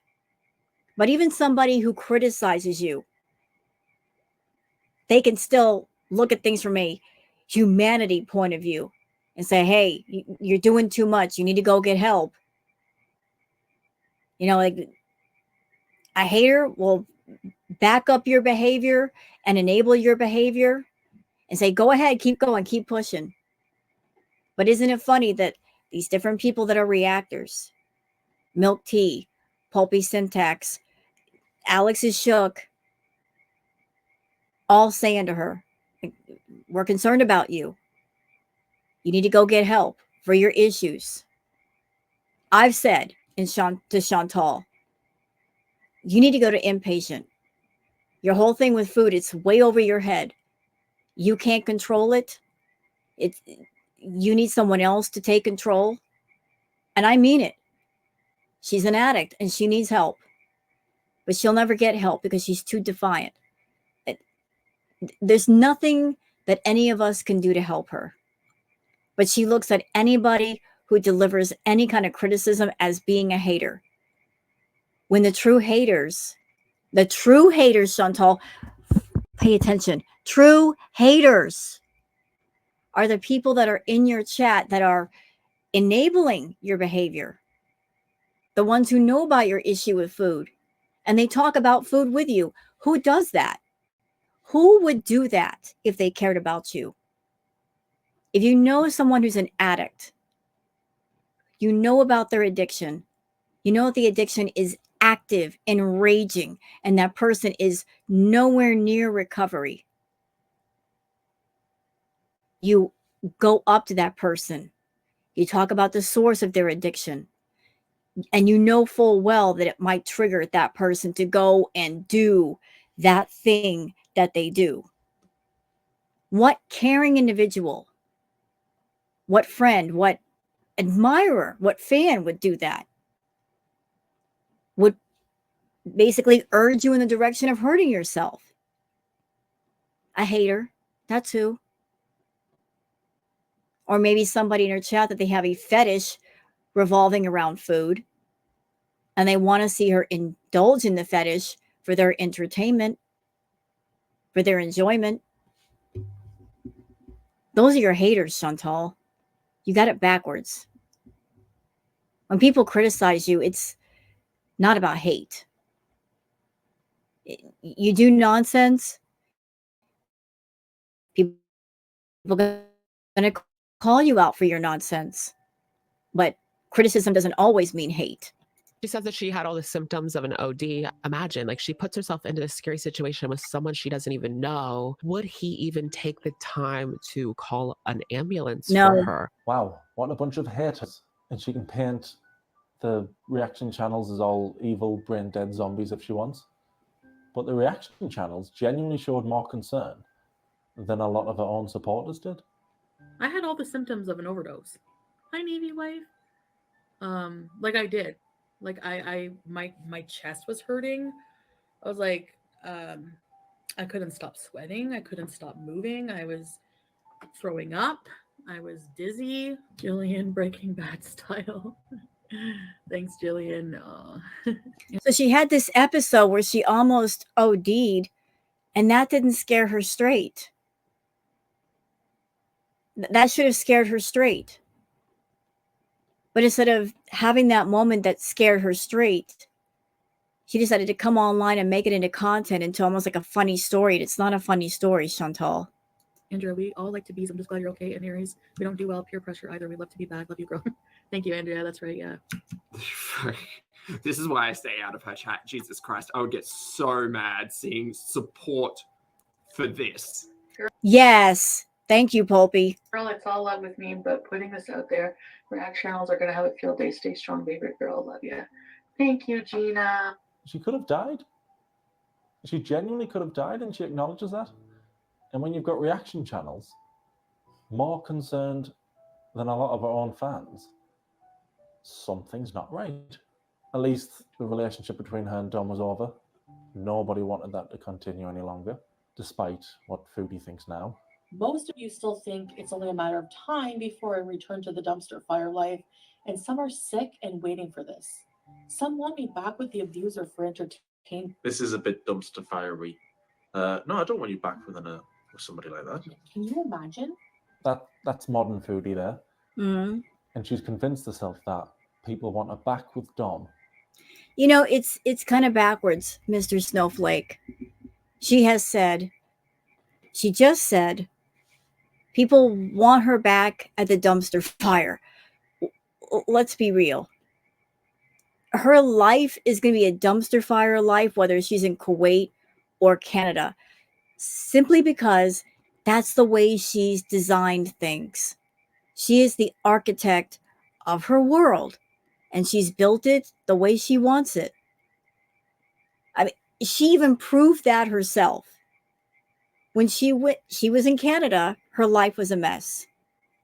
She's now in Kuwait. Her life is still a mess, and her health has gotten worse. Wherever she goes, there she is. And her problems go with her, and her issues go with her. And that'll forever be as it is until she fixes everything. But going back to Foodie, she works backwards and she talks backwards. When she says, in my opinion, when she says, people wish for me to go back to the dumpster fire, to go back to Natter. Honestly, I think she's just voicing what she wants. I think she wants to be back with Natter. She wants her life back in Canada. She doesn't want to be alone. But Foodie, aren't you alone in Kuwait? So what? Salah is there, but he's not there. So it doesn't matter if you're in Kuwait or Canada, you're still going to be alone because Salah leaves you alone. So what's the point of hanging on to all of it? really, what's the point? You're alone either way. It's just that in Canada, you have much more freedom and you can truly be yourself, as awful as that is. But you want to be back with Natter. You want to be close to Natter. Honestly, that was the one you really wanted. You settled for Salah because you kind of had to. But the heart wants what it wants, doesn't it? And you never stop wanting Natter because you talk about him to this day. For entertainment. But that's absurd. What kind of person in the right mind would want someone in that type of relationship? What kind of person wouldn't care that somebody was in a horrible, abusive relationship? You know what, Mr. Snowflake? I don't think the relationship was as abusive as Foodie paints the picture. I really don't think so, sir. I think she's a great big old liar. The math ain't mathin', as they say. Her claim to be a DV victim, she volunteered or she worked at a battered women's shelter. When she said that, when she revealed that, the light bulb went off in my head. Because being in a place like that, I'm sure she heard the stories from the ladies that had gone through that trauma. So she listened and she remembered. And then much later on, she decided to use that as content on her channel to make money. And she did. But there's a lot of things missing. Making up a story about someone is not the same as experiencing the trauma. And because you never experience it, there's a lot of things that are missing that, in my opinion, would normally be there. Like talking about the trauma and just talking about it. It's hard to talk about it with just one person in private. You can't do that online like that. You just can't. Because when you're thinking of what happened to you, you're almost reliving it in your mind, and it hurts. It hurts a lot. That, and she was sneaking off to go be with Natter in motel and hotel rooms. And being alone in a room with a person that you say abused you, and you're not uncomfortable and you're not afraid. She was never afraid of Natter. As a matter of fact, she openly provoked him through word and action. And that's something you just don't do if you've been through that. So again, the math isn't mathing. What kind of person, indeed? When he abuses you, you're a victim. When he abuses Dee, yeah, she does deserve it. I don't give a about her. And that's another thing. What DV victim would wish upon another woman to get physically hurt by an abusive person? I can't think of somebody. I can't. But she did. She wished it upon Dee. She's a fucking idiot. She's seen everything that fucking happened. Her and her. I honestly give a shit if she gets punched out. I don't care. I don't care if she gets strangled. I don't care. I don't care about her at all. I don't give a fuck about her. She's ugly as fuck, and I don't care. If it's ever happened to you, you would never wish it upon another person. All your own words, Foodie. I didn't have my hand up your ass and I wasn't operating you like a puppet, even though I know that's what you want. All your own words. I haven't heard any reaction channels say anything that vile. No. Just you, that one. Yep. I know she's watching. Hi, Foodie. I hope you like the new cardigan. I did actually buy it when you called me Mr. Cardigan. It's a good thing you didn't call me Mr. Gimp Suit. Calm down. Stop shouting at the screen. Think. Reaction channels aren't the bad guys here. The only bad guys I've seen so far are Dom and you. Anyway, let's just be thankful her and Dom were all over.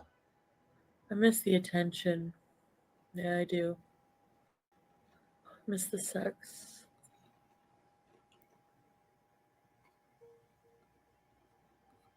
I like a lot of the reaction channels I've seen in the Amberverse and the Foodieverse. Not all of them, but the vast majority. I like what I've seen because they always seem to catch stuff that I don't think about or I'm not paying too much attention to because I'm concentrating on other things.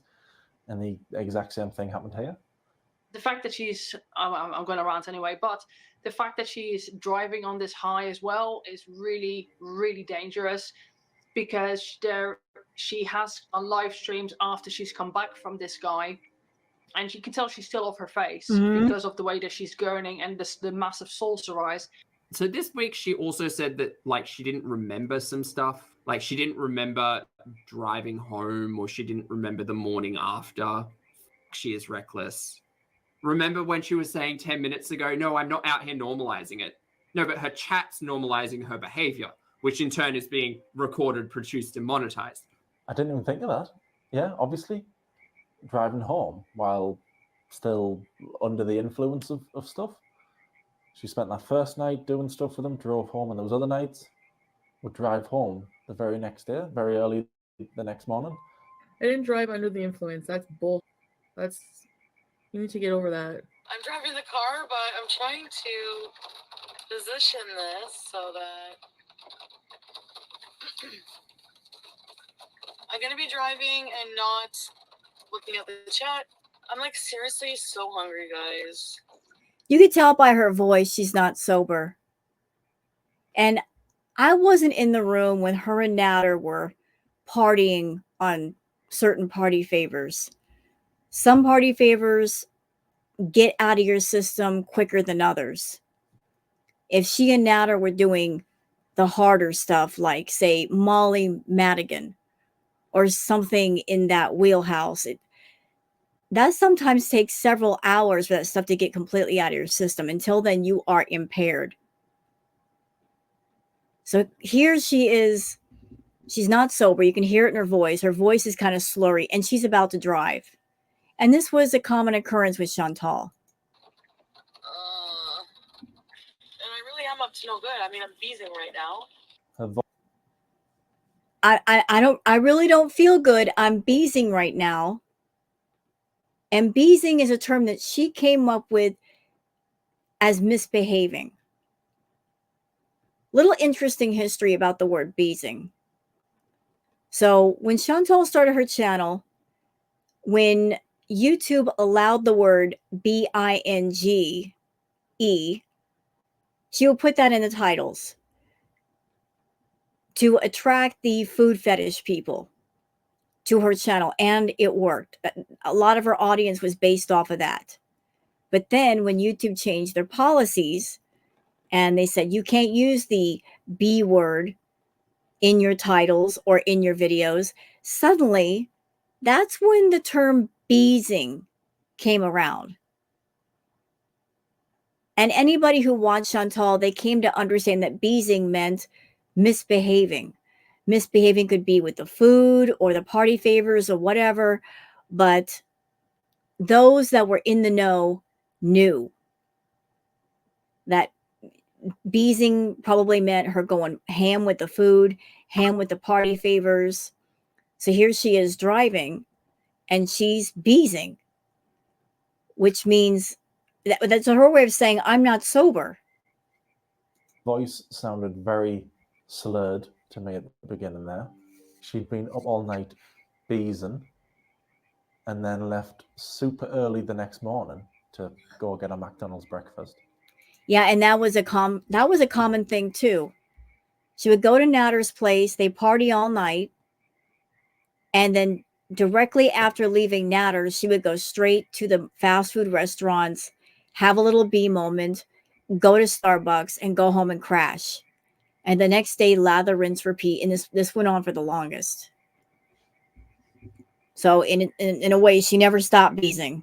Again, she'll think all reaction channels are big haters, but it's obvious to me she was driving while still under the influence of all that crap. Even if you don't agree with me that she was definitely driving while still affected by all the rubbish she was taking, you can't deny she's not good at driving. I think it's got a lot of evidence in distracted driving, which include not looking at the road, hands not being on the wheels, drinking, talking, reading the camera, looking at the camera, reading the chat. Like lots of things in this are screaming distracted driving. I don't care how concerned you are. You don't like. So it's y'all can see it's raining outside. She's got a live chat going while she's driving. So there's distracted driving right there. Chantal does not have perfect vision. It's at night. If you don't have great vision, night just makes things all the more worse. I mean, you guys can see I'm wearing these reader glasses. Nighttime is the worst for me. I have a hard time seeing at night. I have sort of like night blindness. A hard time seeing. Just it is what it is. And my vision is better than Chantal's, I think. So she's driving down the road. You can see at the window it's been raining, which that by itself is another risk because the streets are wet. Got to be very careful with the driving. And on top of that, she's aggravated. So you've got this angry woman behind the wheel at night with the live stream on. Her hands are coming off the steering wheel. Dangerous and stupid. Like it, you don't like my rages, then guess what? You don't gotta be here. Oh, reported for dangerous. I don't have to drive with both hands on my wheel. It's not a law. She just needs to pull over if she's gonna have a Yeah, rage. I agree. If you're mad, pull over, rage all you want, calm down, then turn the car back on. Like a toddler. Or just calm down. Have you tried calming down? Works really well. No one's life is worth risking because you're ranting and raving about, I don't know, Charlie Gold or anything. It's not worth it. Nope. Pull over and then act like a fool. Even when she isn't raging, she's just not a good driver. Tomorrow. Okay, I remember this live stream. I was so mad during this live stream. I was so angry at her. She's driving. She's got her live stream going. Her hands are off the steering wheel. And she's ordering food all at the same time on her phone. Looking down at her phone to order food. Could not wait to get the food. Can't wait to get to the restaurant and order the food there. So she's not even looking. Look where her eyes are at. Look. Live stream going, distracted by that. Looking down at her phone. Ordering food off her phone. Dangerous driver she is.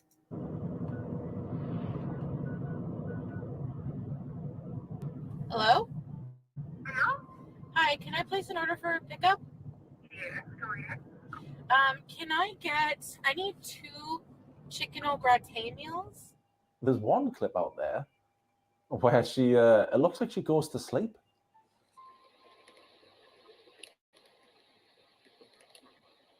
I feel quiet today, guys. Tired. I know our diehard fans will. That's what's going to happen to Foodie, actually, isn't it? She doesn't stop overeating. Diehard. I know our diehard fans will think it's not a big deal. She's never crashed. She's never been driving while under the influence. You need more proof than reaction channels. Oh, Peetz! Extremely little sympathy for people who drive drunk. And yes, I did yell at Chantal once for that. I knew I liked Peetz for a reason. Well done, Peetz. I hope you're enjoying X-Men 97. Peetz, it's me, your old pal Wolverine. Don't let Foodie Beauty drink and drive, Bubba. Someone could get hurt. Just when you think she can't sink any lower, boom, drunk driving. And my reliable source wasn't 4chan or Kiwi Farms. It was your best mate, Peetz. So kick off with Peetz. Sorry, Peetz, I've just thrown you under the bus, mate. Sorry. You know, every time I feel a little bit of sympathy for her, she'll do something and I'll go, oh, why did I feel sympathy for her? Why do I never learn? I do it every time. And if you think driving while drunk's bad, here's some more clips to help you like her some more. Oh no, I think that.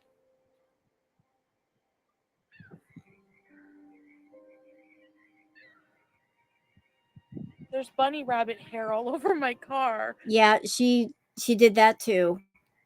And she thought it was funny, running over rabbits, running over frogs. And let's not talk about the many times that she was effed up and going to fast food restaurants and running over curbs. As a matter of fact, when she went to I believe it was the police station, to report natters. She actually hit somebody's car. She backed into their car. So she was all about hitting things, I guess, with her car. It's not funny. Yeah, then why are you laughing? I just see this other frog. Oh my God. Yeah, I mean, I do ignore people. Do you know? Oh my God, there's a frog coming. I don't want to kill them and run them over. Why are they doing this? There's like these weird frogs crossing the road. Not only is she road rage deleting stream, she's also out killing frogs. What are you meant to say to that? She's running over animals and laughing away. I've said before, joking about bad things isn't. So let's recap. Let's recap real quick. This woman, this horrible, wicked woman, not only did she neglect her own pets badly, she neglected her pets in Canada when she had them, and neglecting a second set of pets in Kuwait. But she's guilty of unaliving animals, and she thought it was funny. So this woman's guilty of neglecting living pets and unaliving animals, just driving them over with her car. And you beezers like her. Why? Again? Necessarily bad. Often it's needed. The other day I heard a story about two guys who work in a hospital and they deal with dead bodies, and they're very jokey about it all. And I think that's the perfect job where you have to have a sense of humor, otherwise you'd just be so depressed. So joking about a bad thing isn't necessarily bad. But Foodie, again, I think there's something missing. I'm not seeing any genuine. I don't think she has any humanity or empathy. I think she lacks those things, just a sense of humanity and compassion. The human part of her is just missing. Feelings about it. It's just like, oh, I killed those things. Oh well, tra la la la la. Something's missing. I mean, there's something twisted with Foodie. Like, her favorite thing to do is to watch plane crash videos. She likes to watch other people lose their lives. Weird. For me, driving drunk, still affected from drugs from the night before, running over animals and laughing like she's a bad guy in a horror film. Doesn't get much worse than that, does it? Yes, it does. Much, much worse. I'm really sorry about the next bit.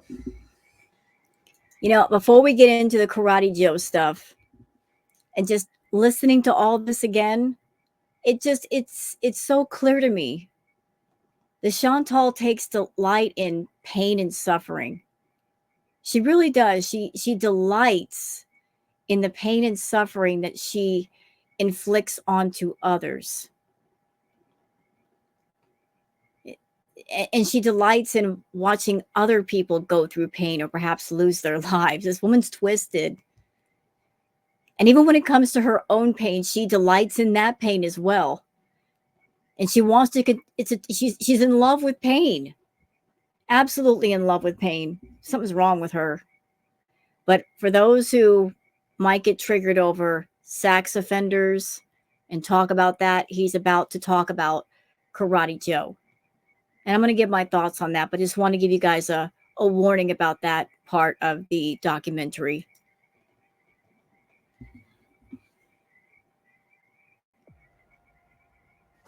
Here we go.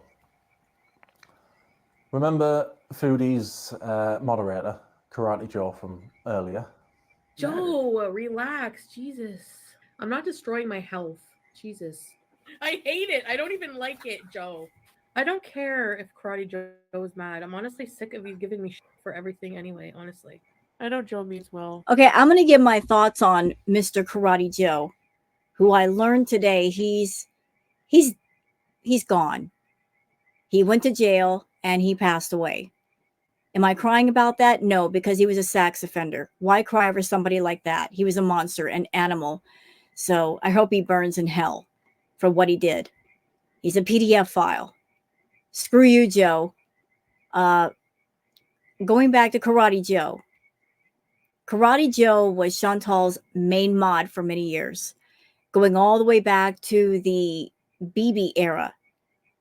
Like, he bossed Chantal around. He would tell her what food to order. And he would also tell her when to get offline, like when to end her live stream. They talked to each other offline. They had each other's phone numbers. So for Chantal to say she did not know about what Karate Joe did, I don't believe that. I believe she knew and she just didn't care. But I also believe that the reason why perhaps Karate Joe had such control over Chantal is because he was a feeder. He was heavily into that. You know, he was always in her chat saying fat is beautiful, encouraging her to eat food. And maybe he was giving her money, and that's why she let him have control. Because he was giving her some funds. She called him her internet husband. You know, why would someone as bossy as Chantal let a man like Karate Joe control her? He wasn't her type. He wasn't handsome. Like, how did he get such control of Chantal? But him and others are very, should be doing this, you should be doing that, blah, blah, blah. I know Joe cares about me. Joe is, obviously I love Joe. And Joe's my YouTube hubby, but I'm a good judge of character. Foodie. For the record, Chantal has surrounded herself and supported other PDF files. It was Cyrax, Peetz, her roommate / former boyfriend, fiance. He's written great fantasies. Who else? Dragon Lord Frodo. So she's got a history of surrounding herself with men that have been guilty of sexual offenses. Isn't that something? She just knows how to pick them, doesn't she? Yes, she does. Historians will know exactly what's coming for the rest of you. I'm very sorry. People found out who Karate Joe really was. And who he was a predator. Now you guys can see a picture of Karate Joe. Not Foodie's type. Why would she let Joe control her? What was in it for her? She's a narcissist. She's not going to give over control unless she's getting something in return. Predator.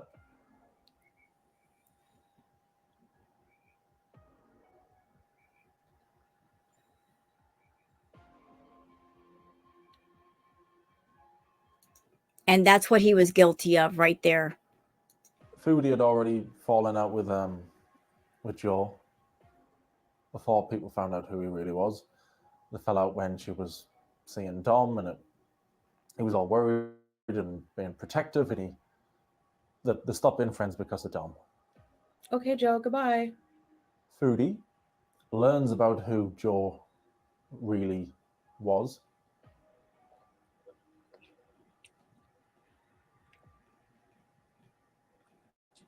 Yeah, I did not long ago. And Chantal did not let go of Karate Joe in her chat because she wanted to. This was strictly a situation of she had to. Because information was found out and passed around. Chantal never does anything unless she absolutely has to. If this information about Karate Joe had not been found out, he would still be a mod for her. I believe that, and I stand on that. But once the community found out about Joe and it was made public, like, again, Chantal thinking in her head, how is this going to affect my views? How is it going to affect my money? This is my channel. I don't want to lose my income, so I have to cut him loose. She was thinking about herself. She wasn't thinking about what was morally right. She was just thinking about her and how it would affect her.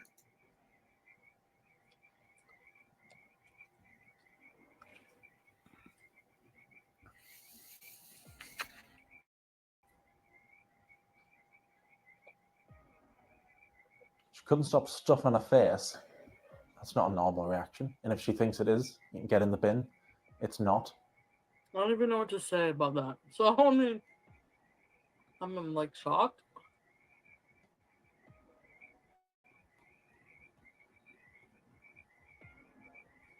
How? Well, I know something like that. You guys talked on the phone. Don't tell me you didn't know. Shocked, but I'm not. I'm shocked, but I'm not.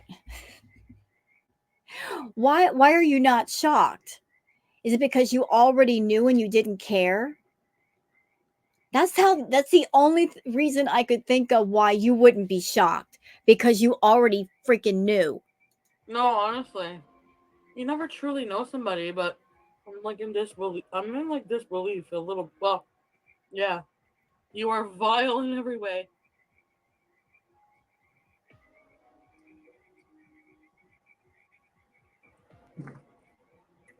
Anyway, we would get a more normal response from her.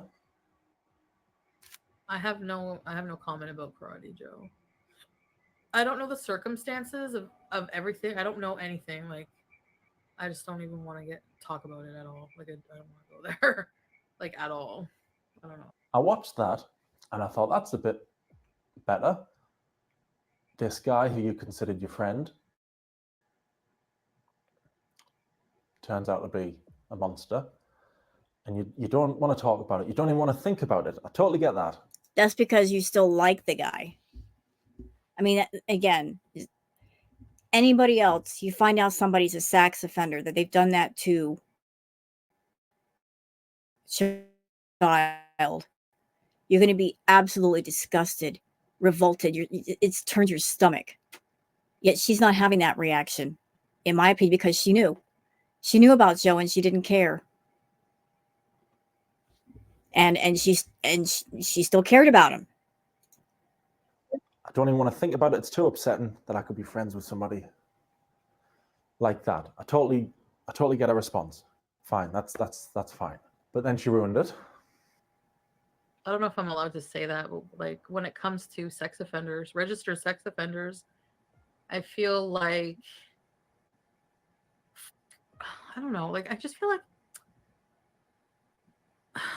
if somebody pays their debt to society, I'm not saying like, yes, okay. I just like, you know what I mean? Like, it's okay for there to be unforgivable acts. Not everyone deserves redemption. Yeah, that's true, actually. But I don't know. I find it just, I don't know. Humans are flawed. Oh, I went out! Anybody defending Foodie Beauty after that? What the hell's wrong with you? That's what I've been wondering. What's wrong with you?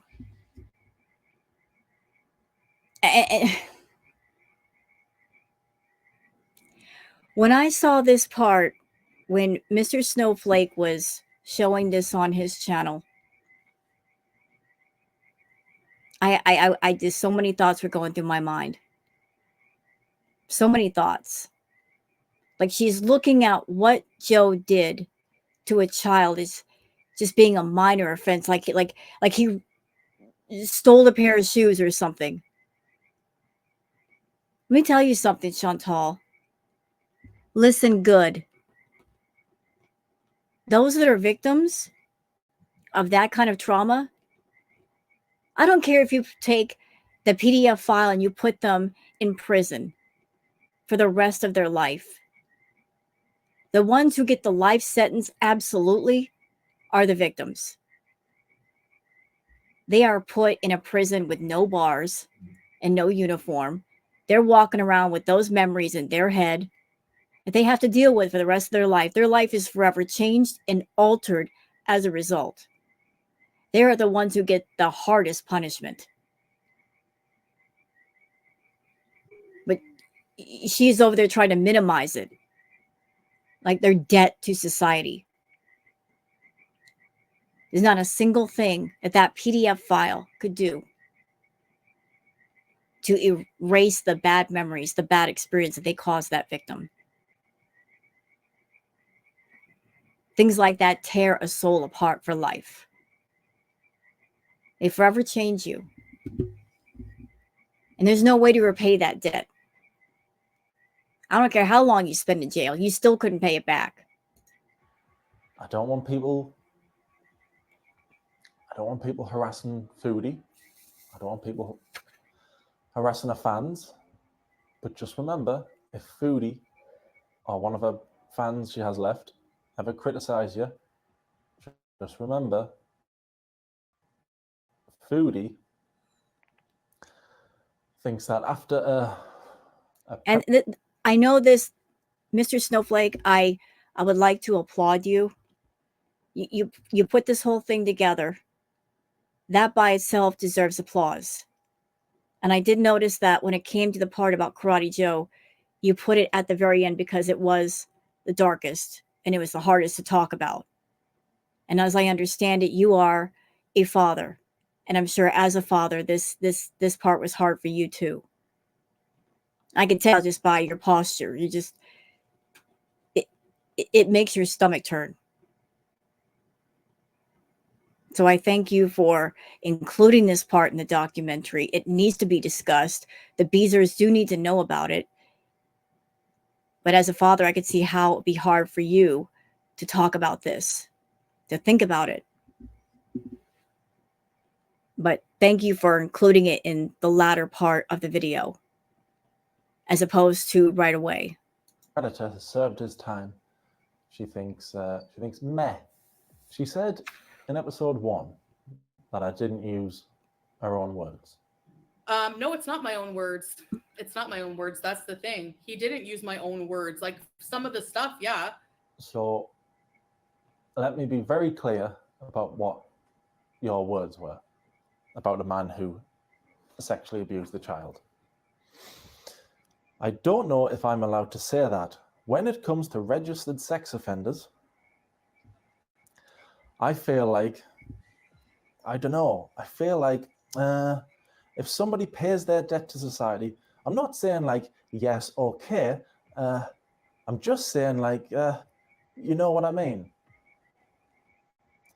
Why wasn't the response like, he's a monster, throw away the key, he's evil? It's normal. Why wasn't the response normal? Why was it? I'm going to say it again because it's your words. I don't know if I'm allowed to say that. When it comes to registered sex offenders, I feel like, I don't know.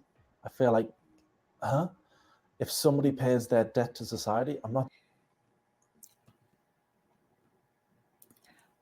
What price could you pay that would equal lost innocence? You can't put a price on innocence, can you? It's priceless. And that piece of scum took a child's innocence in the most horrible way. There's no price you could pay to the victim to make up for it, to replace it. And she's over there, his debt to society. Screw him. Let him burn in hell. I'm not saying like, yes, okay. I'm just saying like, you know what I mean? And we're not done there. Fraudy Joe told me that once. He's like, I want to use a cucumber on you. Now that creeps me the hell out. I'm not gonna lie. She just doesn't get it. She already knew at that point he was a monster. And then she's on camera laughing away about it. Laughing away about he wanted to use a cucumber. Ha ha ha. Again, if it was somebody who I could tell if I knew had genuine human emotions and they're joking about something bad, joking about a bad thing isn't bad. But with her, it just makes me even now as I'm saying it, I can feel how uncomfortable I am. I'm going to be completely honest. I'm fed up of dealing with these overweight lol cows who act horrendously and then think anybody who says I wasn't okay with that thinks that anybody who has a problem with it is just a blind hater. Fine, I'm a hater. I was just a normal guy making silly videos about lol cows in his mum's basement, and now I think the ultimate goal of Chantal is, she wants to be able to do offensive, awful things, say awful things, and normalize it. Oh, this is normal. And any criticism is abnormal. It's from a bunch of haters. We're supposed to be okay with her getting on camera and doing self-harm content, being offensive. We're not supposed to protest against it. If you protest against it, if you criticize against it, you're a hater. That's her logic. I'm an official Foodie Beauty hater. I'll have to get some merch made, get some t-shirts made up. Obviously, you're not going to be a fan of me, Foodie. Good. I don't want anybody who has sympathy for. It wasn't just Joe, was it? You said people like that. I don't want anybody who has sympathy for monsters like that. Nope. To be a fan of me. Right. Including you, your fans. I don't want your fans to be fans of me. I'd be concerned if there were. How can anyone defend her again? It doesn't make sense unless you think how she does, because I just don't understand how anybody at this point can ever defend her again. I can only assume you're okay with the stuff she's done, because anybody with a normal thinking brain would feel like I'm feeling, wouldn't they? Is it me? I feel like I'm going mad.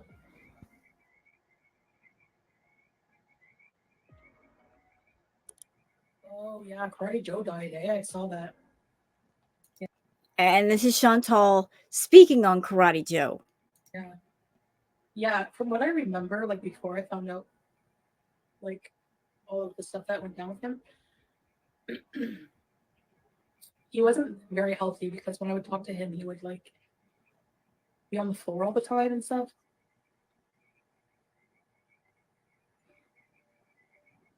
She had sympathy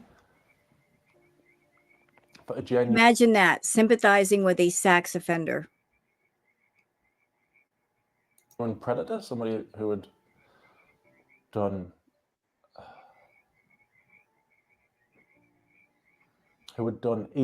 evil stuff to a child. She didn't give a response I was happy with.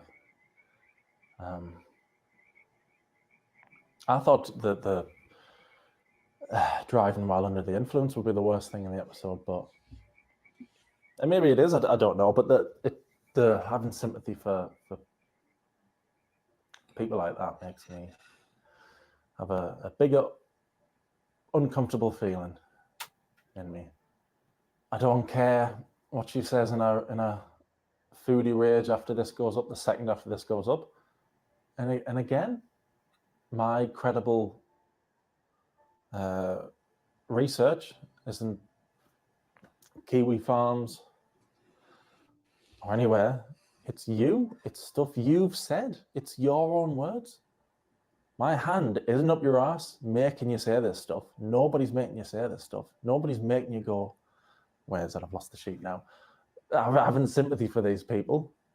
It's all you, and it's all as evil and as sick as I can imagine anybody being. You don't have to be a parent to be outraged and disgusted.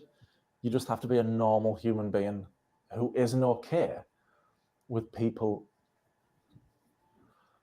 abusing children. Like that kid. And all the kids who have gone through that. It's like Foodie says. She says, after they've served the time, nah. But is it fine for that kid? After 5 years, is all forgiven now? Is everything fine for that kid? No. It's going to affect them when they're a kid, when they're a young adult, when they're middle-aged, when they're old. It's going to affect them negatively, massively for the rest of their life. Yes. And how long serving your time, like, is 5 years all right? Is 2 years all right? Is 6 months all right? Oh, he did all this unspeakable stuff to a kid, but he sat in a small room with bars on the window for 6 months. So all's forgiven. Like, I was meant to be making silly videos with loads of fart noises in about silly lol cows. And now we're talking about this stuff, and it just, I feel out of my depth. And thinking about it now, it's crazy that this isn't going to be the last time she defends a predator. But we'll get to that in another episode. Are you still going to cry and have rages in the car about one person not liking you or disagreeing with something you've done when you, how old are you now? Is this out on your birthday? It might be. Happy birthday. Are you still going to be doing this when you're 41, 42, 43, 40? If you get to 44, are you still going to be raging like this? And I'm not trying to be funny there, saying, oh, if she's still here when she's 44, whatever. I haven't seen many people her size live past 40 odd, whatever. So she's spending the last years of her life just raging like a big baby and defending predators. Time well spent, eh? Yeah, I think you can class this as a snowflake rage. It's pretty tame. Well,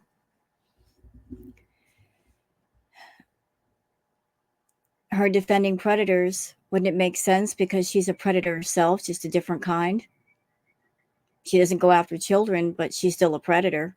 So predators get along with other predators, don't they? Like attracts like. Compared to hers. I'll work on it. I'll try and get better for you. I'll try and get better. Everybody who's watched my channel before will know that I'm a big fan. It's my whole shtick, using the characters' words against them. If you have valid criticisms for me, if you have something super transformative, go for it. You're still going to rage, aren't you? You're going to rage for about 3 hours and then say, I didn't watch it. And then the irony is that you're going to sit there and call out my lies in a documentary, which I haven't seen any yet, by the way. So you just sat there and said, this is what you're going to do, even though I haven't seen it yet. You're prejudging something you haven't even seen yet and wasn't out at the time.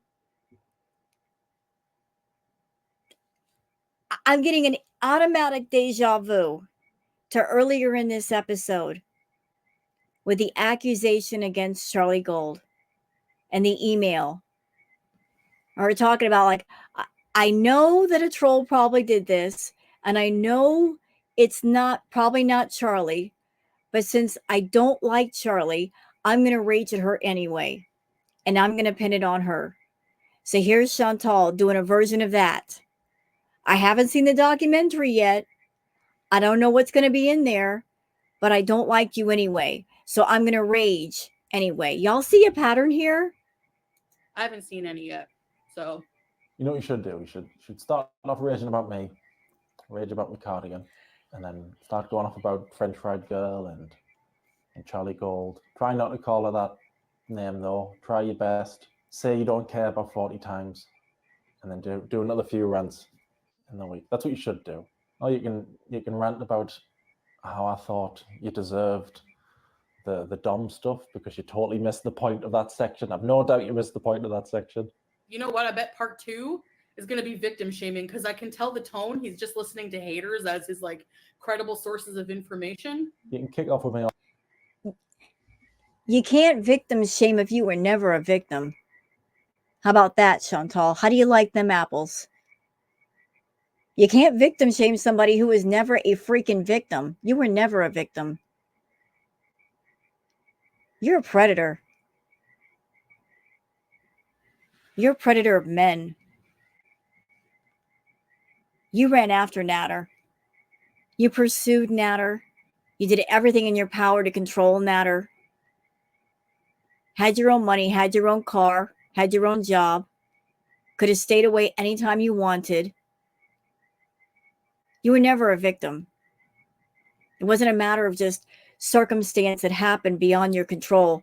The thing is, you control the circumstances. You wanted to control the circumstances, and you did. Therefore, how could you be a victim? You may want to be a victim, does not mean you are. All you like, but I'm only able, and other channels are only able to make content out of you because of stuff you've done. You don't have to worry, Foodie. This isn't going to be an 18-part series like I did with Amber. It's going to be a lot less, and then it's all over, and then you can kick off with other channels. Kick off with the reaction channels again. Kick off with Pulpy. He deserves it. Anyway, that's enough for me. I can feel myself droning on. Sorry. Everybody, go hop over to the Predator sympathizer. Go hop over to her channel after this. The second this goes, it's done. A predator sympathizer that's also a predator. And I'll see you all in episode 3. I'll go put Jimmy in the dryer now. All right. See you later, everybody. Jimmy in the dryer. And he does Hi, too. everyone. Mr. Snowflake's just put me in the dryer.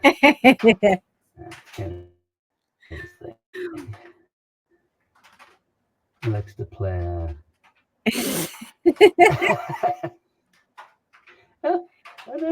Okay, that was a great way to end the episode. That was really great. That if you're gonna end it on a laugh, and you did, Mr. Snowflake. Well done, brilliant. So there's my reaction to the second part of the Mr. Snowflake Foodie Beauty docu-series. Hope you guys have enjoyed it. If you have, please like and subscribe and leave a comment. Thank you so much for being here, and y'all have a good one. Until then, take care of yourselves and each other. Bye.